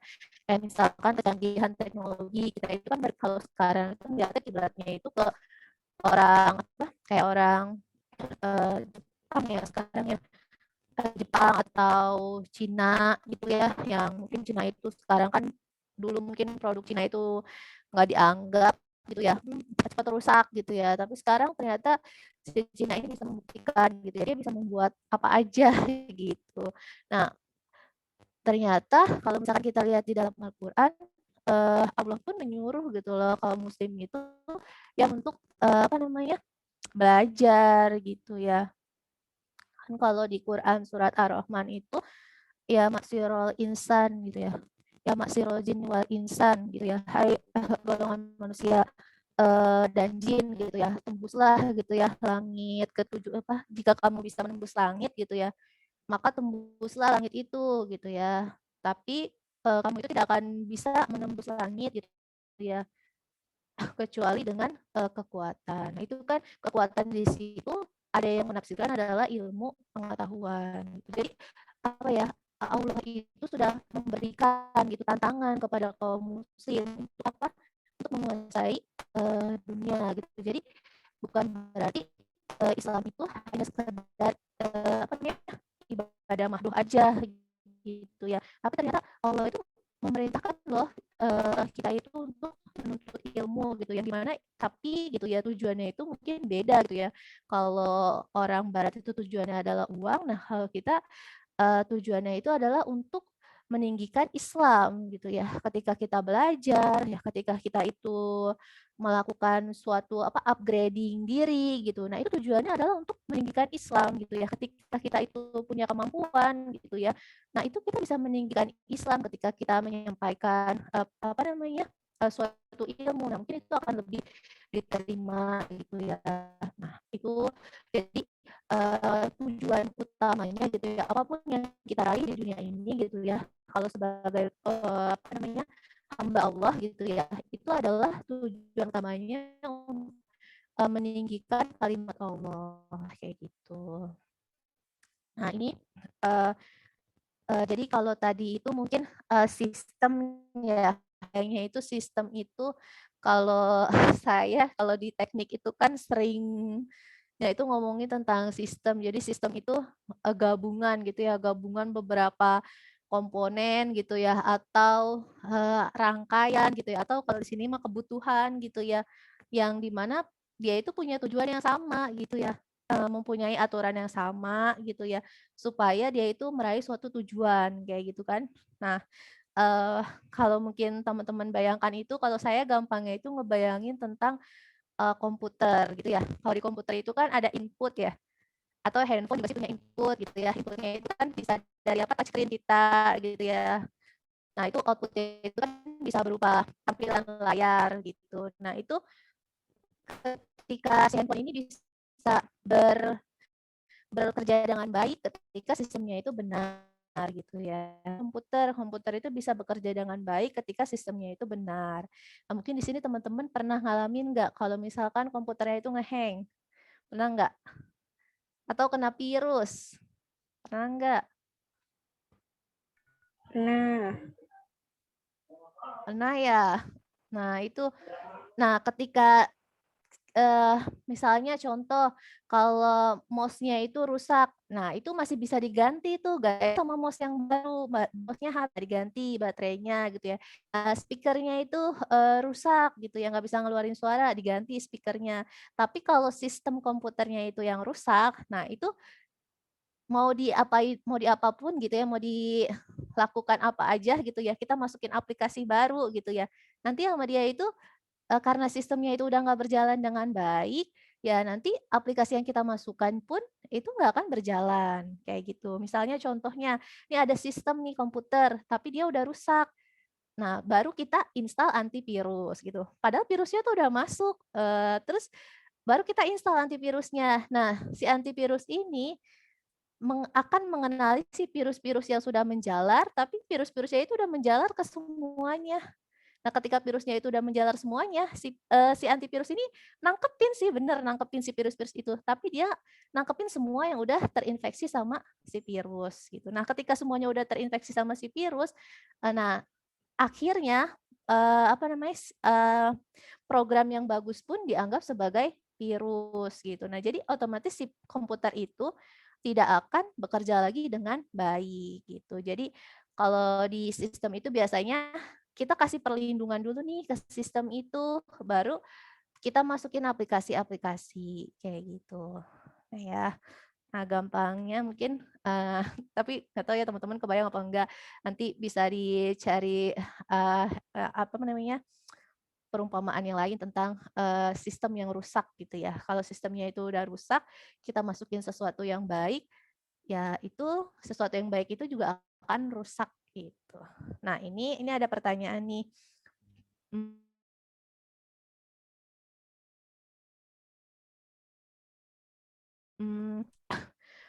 Apa gitu ya? Ini ada jawabannya itu. Yang pertama itu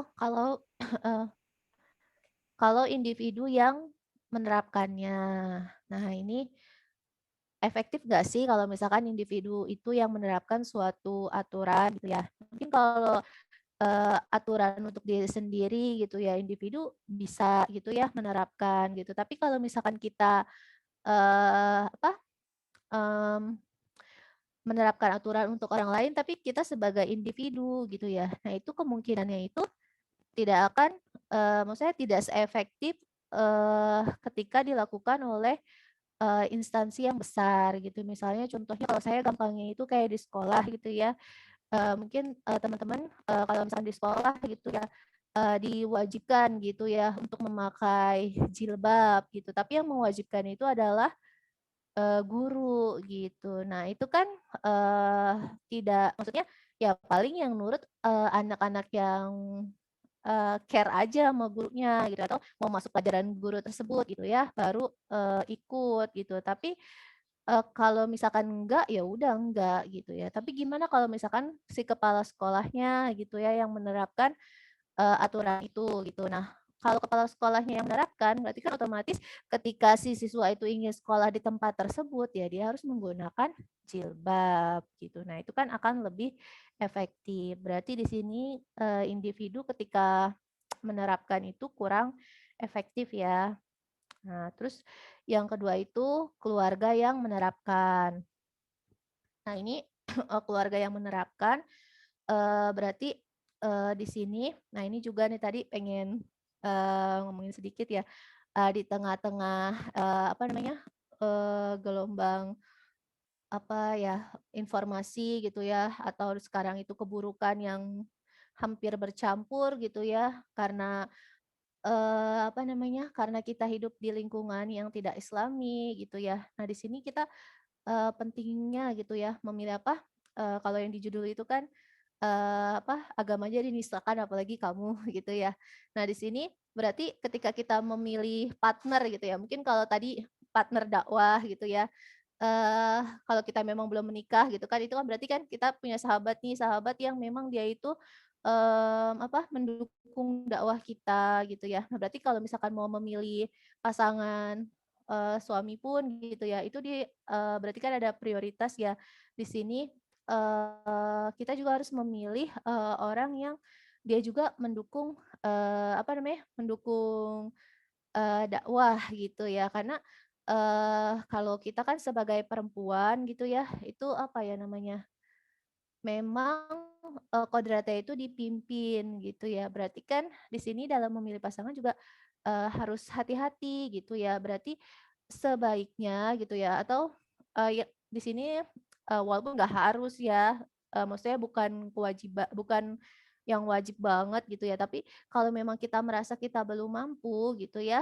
nah berarti kan kita cari penguat gitu ya. Terus dia itu yang memang mendukung sama, punya visi yang sama, orientasi hidup yang sama, yaitu menggapai, ridhonya Allah gitu. Kalau misalkan dia itu nggak punya pemikiran yang sama, tidak meraih ridhonya Allah gitu ya, tidak berakidah maksudnya tidak berakidah Islam, ya itu pasti gitu ya, kemungkinan dia itu melakukan kemaksiatan itu sangatlah besar gitu, karena dia tidak mempunyai apa, tidak mempunyai benteng gitu.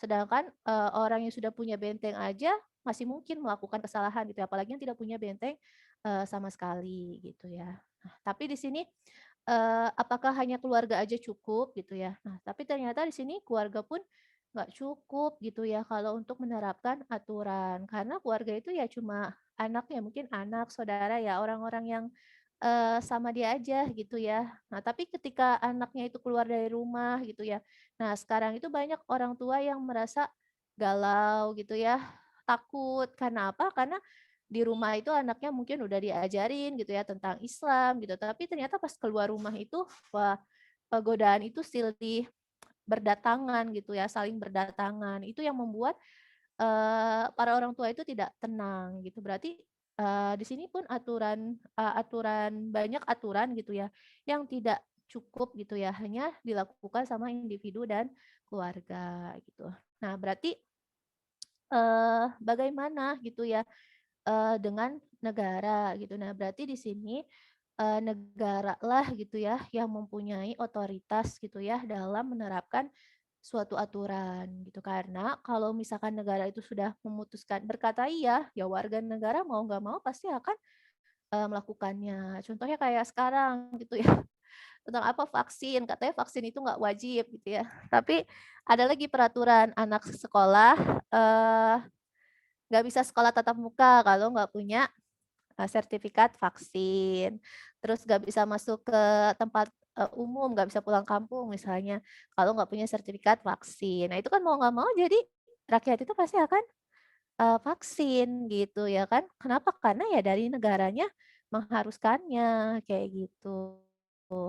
Nah, jadi di sini negara itu memang mempunyai peranan yang penting banget gitu ya untuk menerapkan suatu aturan. Yang mana yang boleh, yang mana yang tidak boleh gitu ya.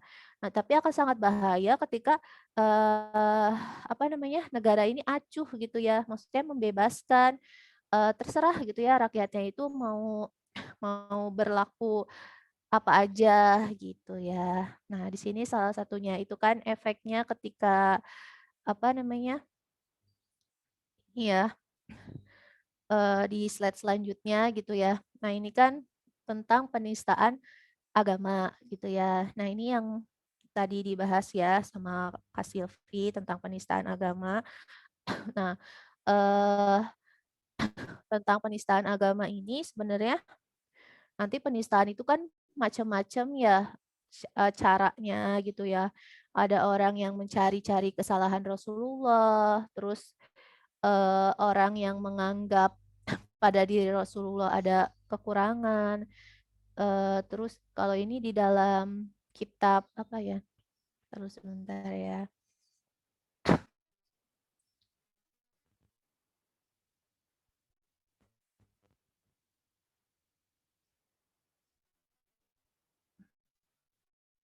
Ini Sifa bi Ta'rif Hukuk Al-Mustafa gitu ya. Jadi menurut pandangan Islam itu gimana sih gitu ya tentang penistaan agama gitu.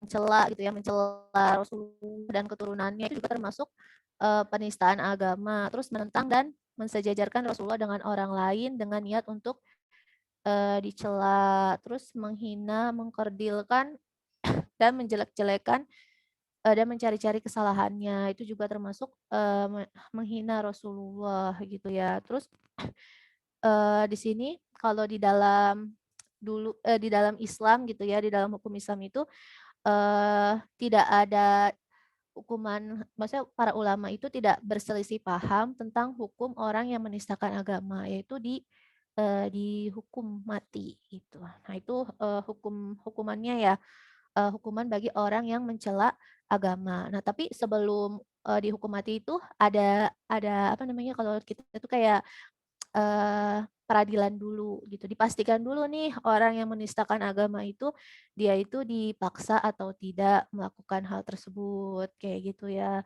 Terus juga benar nggak sih dia itu punya tujuan menistakan agama misalnya cuma kepleset ngomong gitu ya, tapi besoknya ternyata dia apa namanya ternyata maksud dia itu bukan seperti itu kayak gitu ya. Nah itu harus benar-benar pastikan kayak gitu.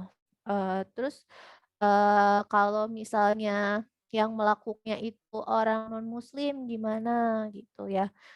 Kalau dulu di zaman Islam itu kan kalau pada waktu masih adanya sistem Islam gitu ya, orang yang melakukan penistaan terhadap Rasulullah yaitu dihukum mati baik dia itu orang muslim ataupun orang non muslim gitu. Nah, terus yang kalau misalnya gimana kalau misalnya negara suatu negara lain gitu ya yang melakukan penistaan agama, ya berarti di sini apa yang tindakan seorang pemimpin gitu ya, seorang khalifah gitu ya. Ya dia itu akan mengirimkan eh, pasukan gitu ya untuk berperang gitu ya untuk memerangi negara kafir harbi itu ya, misalnya kafir harbi yang melakukannya kafir tersebut kayak gitu. Nah, itu yang dilakukan oleh apa namanya khalifah gitu. Di sini di bawahnya itu ada contoh ya, di bawahnya itu ada contoh dulu pada masa khalifah khalifah khilafah Utsmaniyah gitu ya. Apaan Kak, Dulu suaranya mulai pernah stuck lagi. Suaranya. lagi Coba ininya agak jauhin Kak, yang dari mulutnya coba. Biasanya dari situ juga. dari jauh udah Coba cek lagi Kak, ngomong agak panjang. eh, Masih Kak, masih. ada masa Masih. ada masa Islam berjaya Jadi Khalifah Utsmaniyah ini sanggup menghentikan rencana pementasan drama karya Voltaire yang akan menistakan kemuliaan Nabi Muhammad gitu. Nah, saat itu Khalifah Abdul Hamid II ini langsung mengultimatum kerajaan Inggris setelah sebelumnya Perancis yang bersikuku tetap akan menginginkan pementasan drama murahan tersebut gitu ya. Khalifah itu berkata, kalau begitu, saya akan mengeluarkan perintah kepada umat Islam dengan mengatakan bahwa Inggris sedang menyerang dan menghina Rasul kita. Saya akan mengobarkan jihad akbar. Kerajaan Inggris pun ketakutan. Maka pementasan pun dibatalkan. Gitu. Nah, ini sifat tegas ya dari seorang khalifah gitu, tentang adanya penistaan agama. Gitu. Jadi di hukum Islam itu apa ya? Ada efek jera gitu ya, maksudnya ketika orang itu melakukan suatu kesalahan, nah itu dia akan dihukum gitu ya, dan dihukumnya itu di muka umum gitu ya, supaya apa, orang-orang yang lain itu melihat gitu ya, melihat oh ternyata kalau saya berbuat kesalahan seperti itu saya akan mendapatkan hukuman gitu ya. Tapi hukuman ini pun ya kalau kita lihat sekilas itu kelihatannya kejam gitu ya, tapi kalau memang dia itu orang muslim dan dia itu apa ya, menyadari kesalahannya gitu, dan dia ikhlas untuk hukum gitu ya, maka insya Allah gitu ya di akhirat itu dia itu tidak akan mendapatkan hisab lagi karena sudah menjalankan di dunia gitu. Jadi kan masya Allahnya, maksudnya kita nggak dihisab lagi gitu ya, maksudnya atas kesalahan tersebut gitu di akhirat. Kalau misalkan sekarang itu kan kita buat salah gitu, kita udah di penjara mungkin gitu ya. Maksudnya manusia berbuat salah terus di penjara gitu ya. Tapi ya di akhirat mah tetap akan ada apa? Akan ada perhitungannya lagi gitu, karena memang yang memberikan hukumannya itu bukanlah negara Islam gitu. Apa hukumannya itu bukan secara Islam gitu. Jadi sebenarnya rugi gitu ya orang-orang yang di penjara gitu ya, dengan orang-orang yang dihukum selain dengan hukum Islam gitu. Karena dia tidak akan ya, maksudnya tidak, maksudnya di akhirat itu masih ada perhitungan gitu.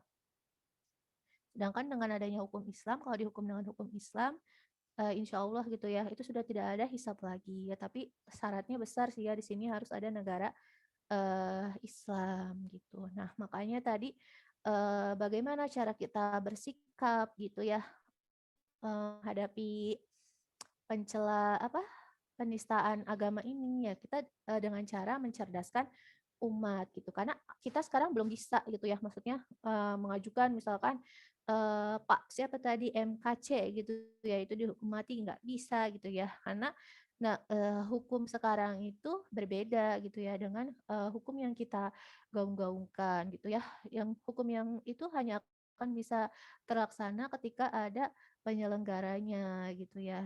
Nah itu berarti di sini ya kita mencoba untuk apa, menyadarkan umat gitu ya, mencerdaskan umat gitu ya, bahwa sekarang itu ya akidah Islam itu ya, maksudnya di sekarang ini itu tidak sedang baik-baik saja gitu, tidak ada yang menjaga dengan baik gitu. Karena coba aja lihat gitu ya, penistaan agama itu ya terus berulang gitu ya. Hal ini akan terus berulang kalau memang tidak ada hukuman yang pasti gitu ya, dan membuat si pelaku ini jera gitu. Jadi apa ya, semakin membuat orang itu penasaran dengan Islam gitu. Nah, itu salah satu cara kita mencerdaskan umat kayak gitu. Sambil juga mungkin memberikan fakta gitu ya, atau kayak yang ini ya, Khilafah Utsmaniyah gitu ya, sanggup apa, menghentikan drama pementasan karya Voltaire gitu ya.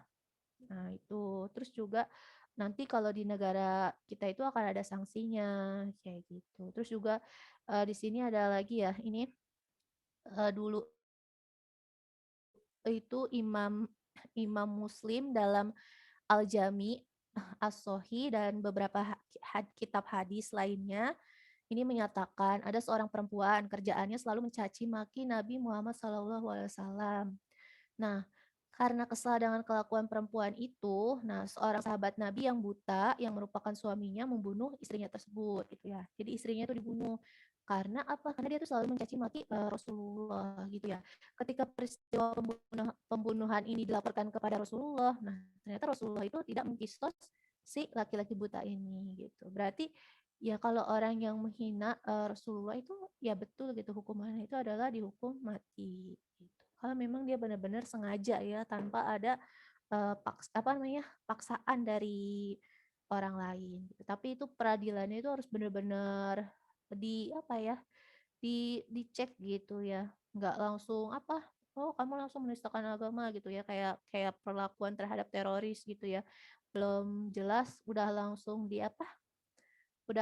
dibunuh aja gitu, nggak seperti itu juga. Kayak gitu, karena hukum Islam itu ya hukum ya yang diturunkan oleh Allah gitu ya, sang Khalik yang paling mengerti manusia itu sendiri gitu, nggak ada yang menzolimi manusia gitu, malah untuk menyelamatkan manusia itu dari keburukan kayak gitu ya.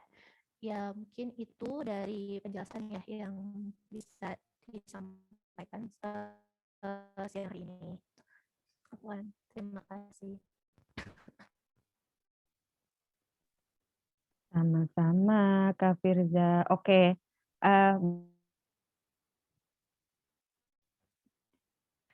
beda penjelasannya ya. Kalau orang teknik begitu suka pakai simbol-simbol gitu ya. Jadi keinget aku tuh Kak, kemarin kan juga sama loh pembahasan kuliah kemarin itu apa ya. Jadi beliau tuh bilang gini, kalau misalkan kita ibaratkan ya, tadi kan kalau misalkan Al-Quran itu sebagai pedoman yang bisa menuntun kita untuk melakukan segala sesuatu itu dengan benar gitu ya.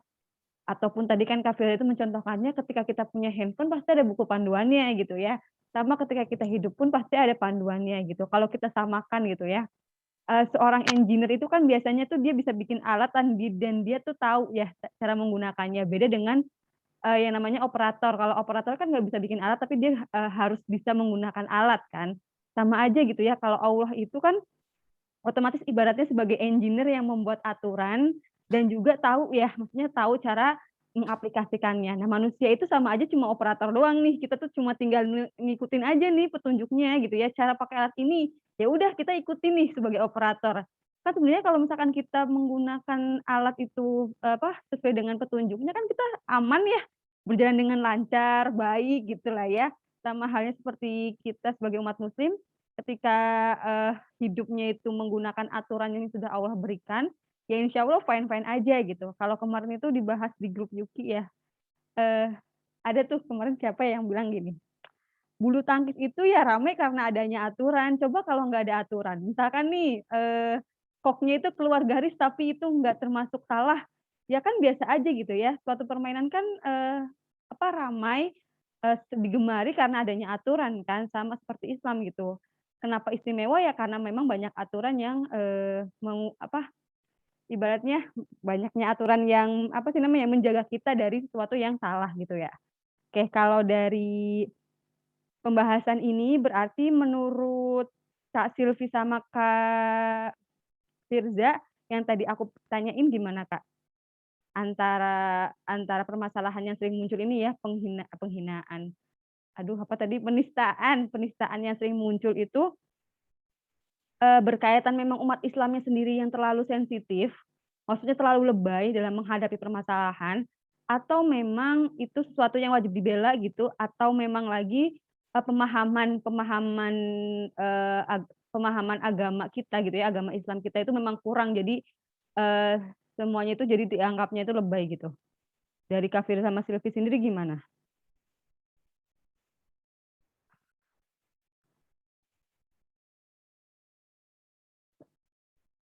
Cek. Dari siapa dulu, Kak? Siapa aja terserah tuh. Boleh dari pembicara pertama dulu atau Kak Firza dulu, terserah sih aku.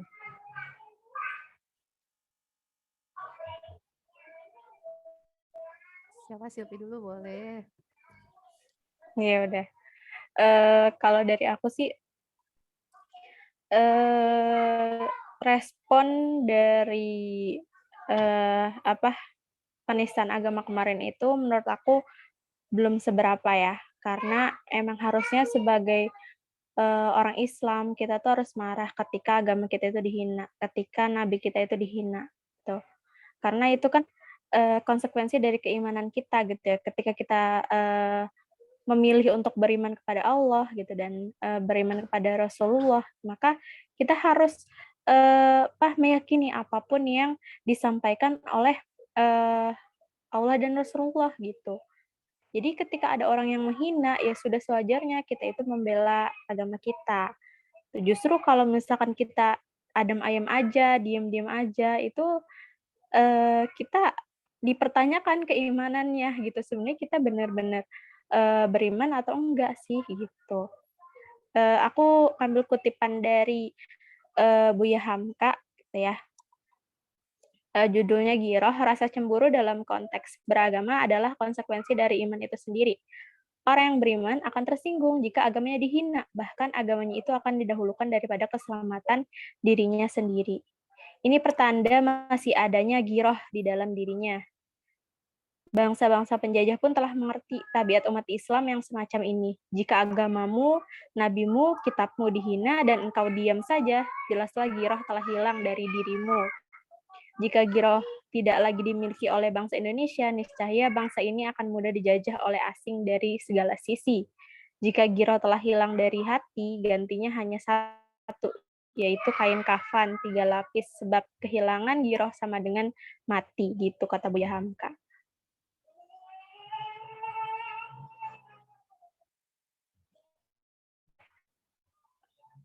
Oke, Itu kalau aja. dari Kak Firza, ini mulut kabeliget, mohon maaf ya. Kak Firza sendiri gimana, Kak?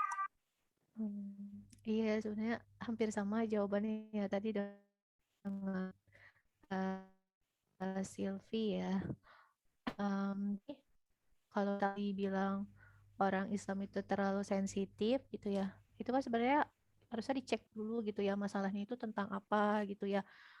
Kalau misalkan masalahnya itu mungkin kalau diri sendiri gitu ya, kita dihina gitu ya. Nah itu kan ada pilihan gitu ya, kita apa namanya marah atau gimana cara marahnya itu gimana gitu kan. Tapi berbeda halnya dengan kalau misalkan kita ya berarti kan kita yang punya kapasitas nih untuk memaafkan dia atau melakukan suatu perlawanan, tapi perlawanan yang memang tidak melebihi batas gitu ya, batas yang memang diperbolehkan gitu ya. Tapi ini kalau misalkan berhubungan dengan agama dan Rasul gitu ya, maksudnya berhubungan dengan akidah. Nah, itu kan berarti itu pun diperintahkan gitu ya di dalam di dalam Al-Quran gitu ya, kita tuh harus menjaga akidah gitu ya, bahkan kehormatan seorang muslim, terus juga kita disuruh mencintai mencintai mencintai Rasulullah gitu kan ya. Kalau di hadis Bukhari itu kan dikatakan tidak sempurna iman salah seorang dari kalian sehingga menjadikan aku di sini adalah Rasulullah ya, lebih ia cintai dari orang tuanya, anaknya dan seluruh manusia gitu.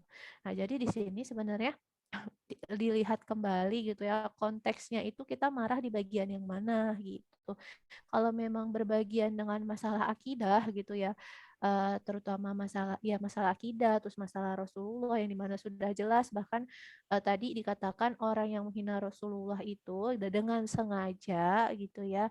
Nah, itu hukumannya adalah dihukum mati. Berarti kan di sini eh, ada konsekuensi ya, konsekuensi kita itu harus marah gitu ketika memang agama kita itu dinistakan kayak gitu atau Rasul kita gitu ya dinistakan, syariat Islam dinistakan gitu, karena itu adalah salah satu bentuk penjagaan akidah kita gitu. Kalau misalnya kayak sekarang nih mungkin penistaan agama masih ada yang marah terus lama-lama misalkan nggak ada yang marah, nanti kan akan ada anggapan gitu ya, opini umum yang menganggap bahwa penistaan agama ini ya boleh-boleh saja dilakukan gitu ya. Akan banyak gitu ya Muhammad KC sampai 100 gitu Muhammad yang pasti muncul gitu. Kalau misalnya umat Islam itu cuma diam gitu ya. Walaupun mungkin sekarang belum bisa dihukum mati gitu ya karena memang belum ada regulasinya gitu ya. Nah, tapi ini kita bisa melakukan tindakan apa yang bisa kita lakukan, yaitu mencerdaskan umat bahwa penistaan agama ini tidak diperbolehkan gitu ya. Orang yang menistakan agama ini kalau misalkan di dalam Islam itu ya itu harus dilakukan hukum kisos kayak gitu. Iya, itu mungkin jawabannya ya.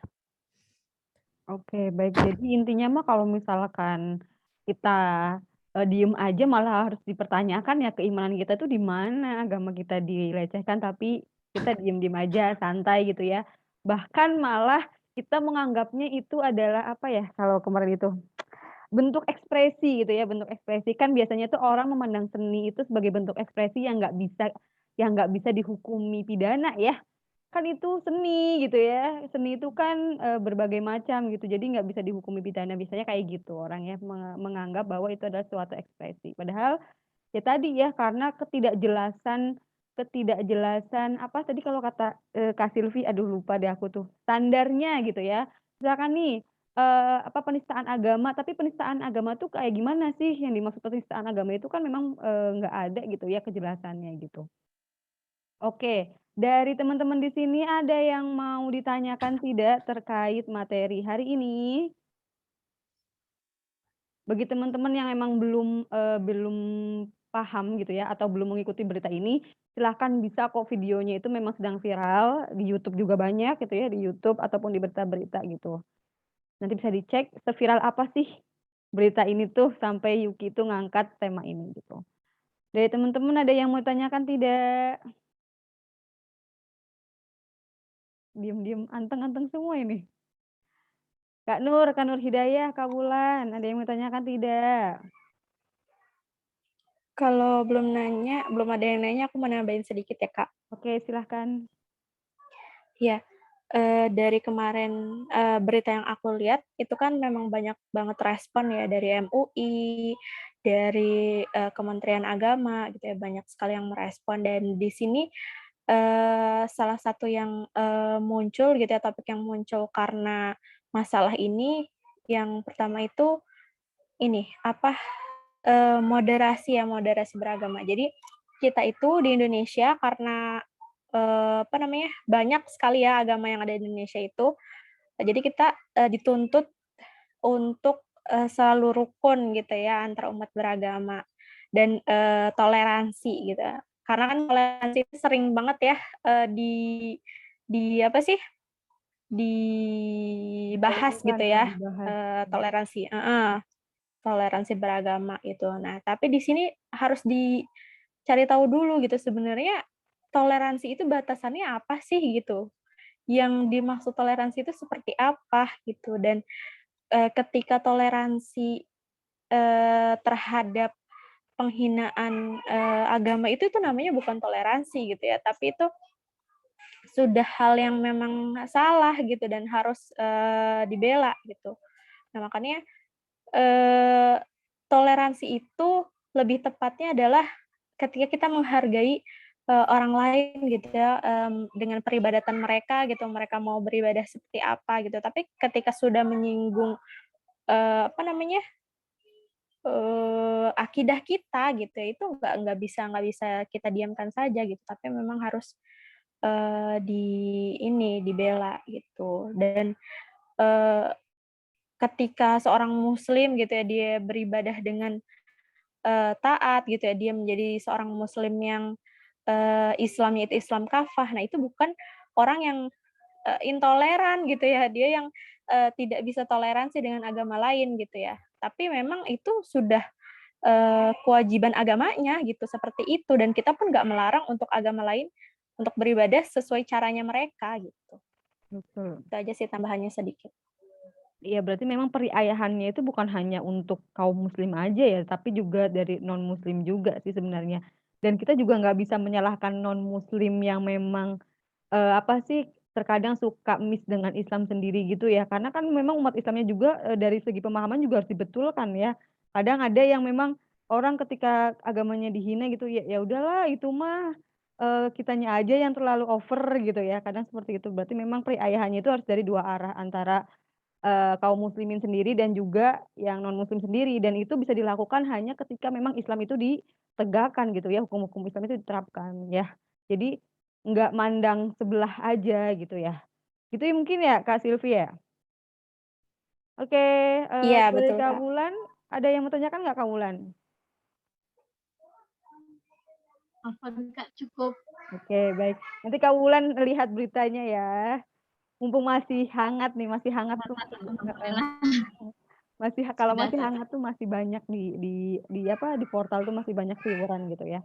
Oke, kalau misalkan nggak ada yang ingin ditanyakan bisa ditutup dengan closing statement dari Kak Silvi dan Kak Firza. Silahkan dari Kak Silvi dulu. Closing statement-nya gimana nih? Ya, kalau dari aku,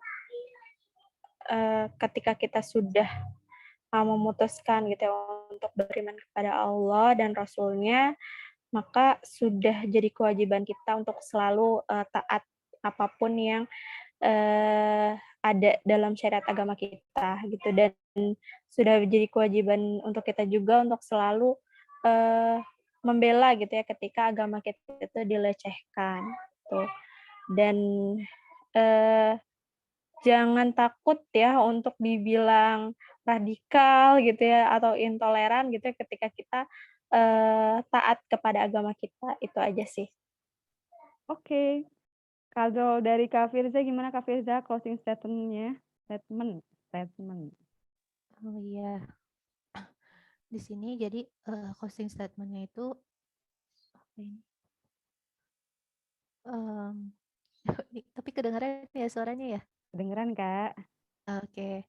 Nah, jadi seperti yang di judul ya, karena sayang Allah berikan pedoman gitu. Jadi kalau memang kita merasa yakin gitu ya dengan Islam gitu ya, berarti kan sudah sepatutnya gitu ya kita itu menggunakan Al-Qur'an gitu ya. Dan jangan lelah mengkaji Al-Qur'an gitu, karena ternyata di dalam Al-Qur'an itu ya berisi penyelesaian masalah gitu ya. Semua masalah itu ada gitu ya jawabannya di dalam Al-Qur'an. Ketika kita belum menemukan gitu ya, ya berarti itu yang perlu digarisbawahi kita gitu ya, atau umat manusia yang memang belum menemukan permasalahan solusi dari masalah tersebut gitu. Terus juga di sini apapun ya yang berhubungan gitu ya dengan eh, Al-Quran gitu ya. Kalau misalnya di Al-Quran itu dikatakan kita harus marah, ya berarti kita marah gitu ya. Ketika kita tidak boleh marah, ya kita tidak boleh marah gitu. Jadi marahnya seorang muslim itu ya memang karena membela agama Allah gitu, bukan karena hanya sekedar gitu, bukan hanya sekedar karena hawa nafsu. Ya, itu aja mungkin ya. Oke, berarti kesimpulannya adalah ya gunakan pedoman sebaik mungkin ya.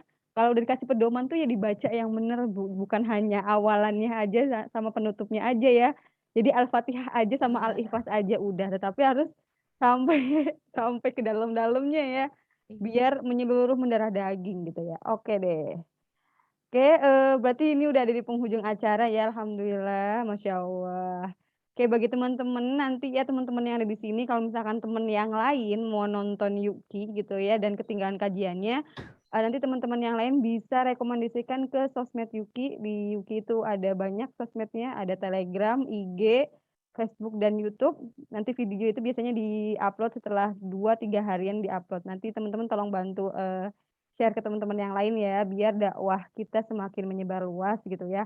Karena yang aku bingung tuh kok Yuki tuh pasukannya malah jauh-jauh semua ini ya. Bahkan kemarin tuh ada yang dari Yordania. Kadang aku suka bingung itu kok bisa tahu Yuki dari mana. Sedangkan yang deket-deket tuh malah nggak kejaring gitu ya. Oke, itu aja dari aku selaku MC hari ini. Mohon maaf lahir dan batin ya. Tetap jaga kesehatan selalu dimanapun berada karena pandemi ini belum berakhir. Sebelum ditutup nih, mau foto dulu ya. Aku spotlight antara Silvi sama Kak Firza.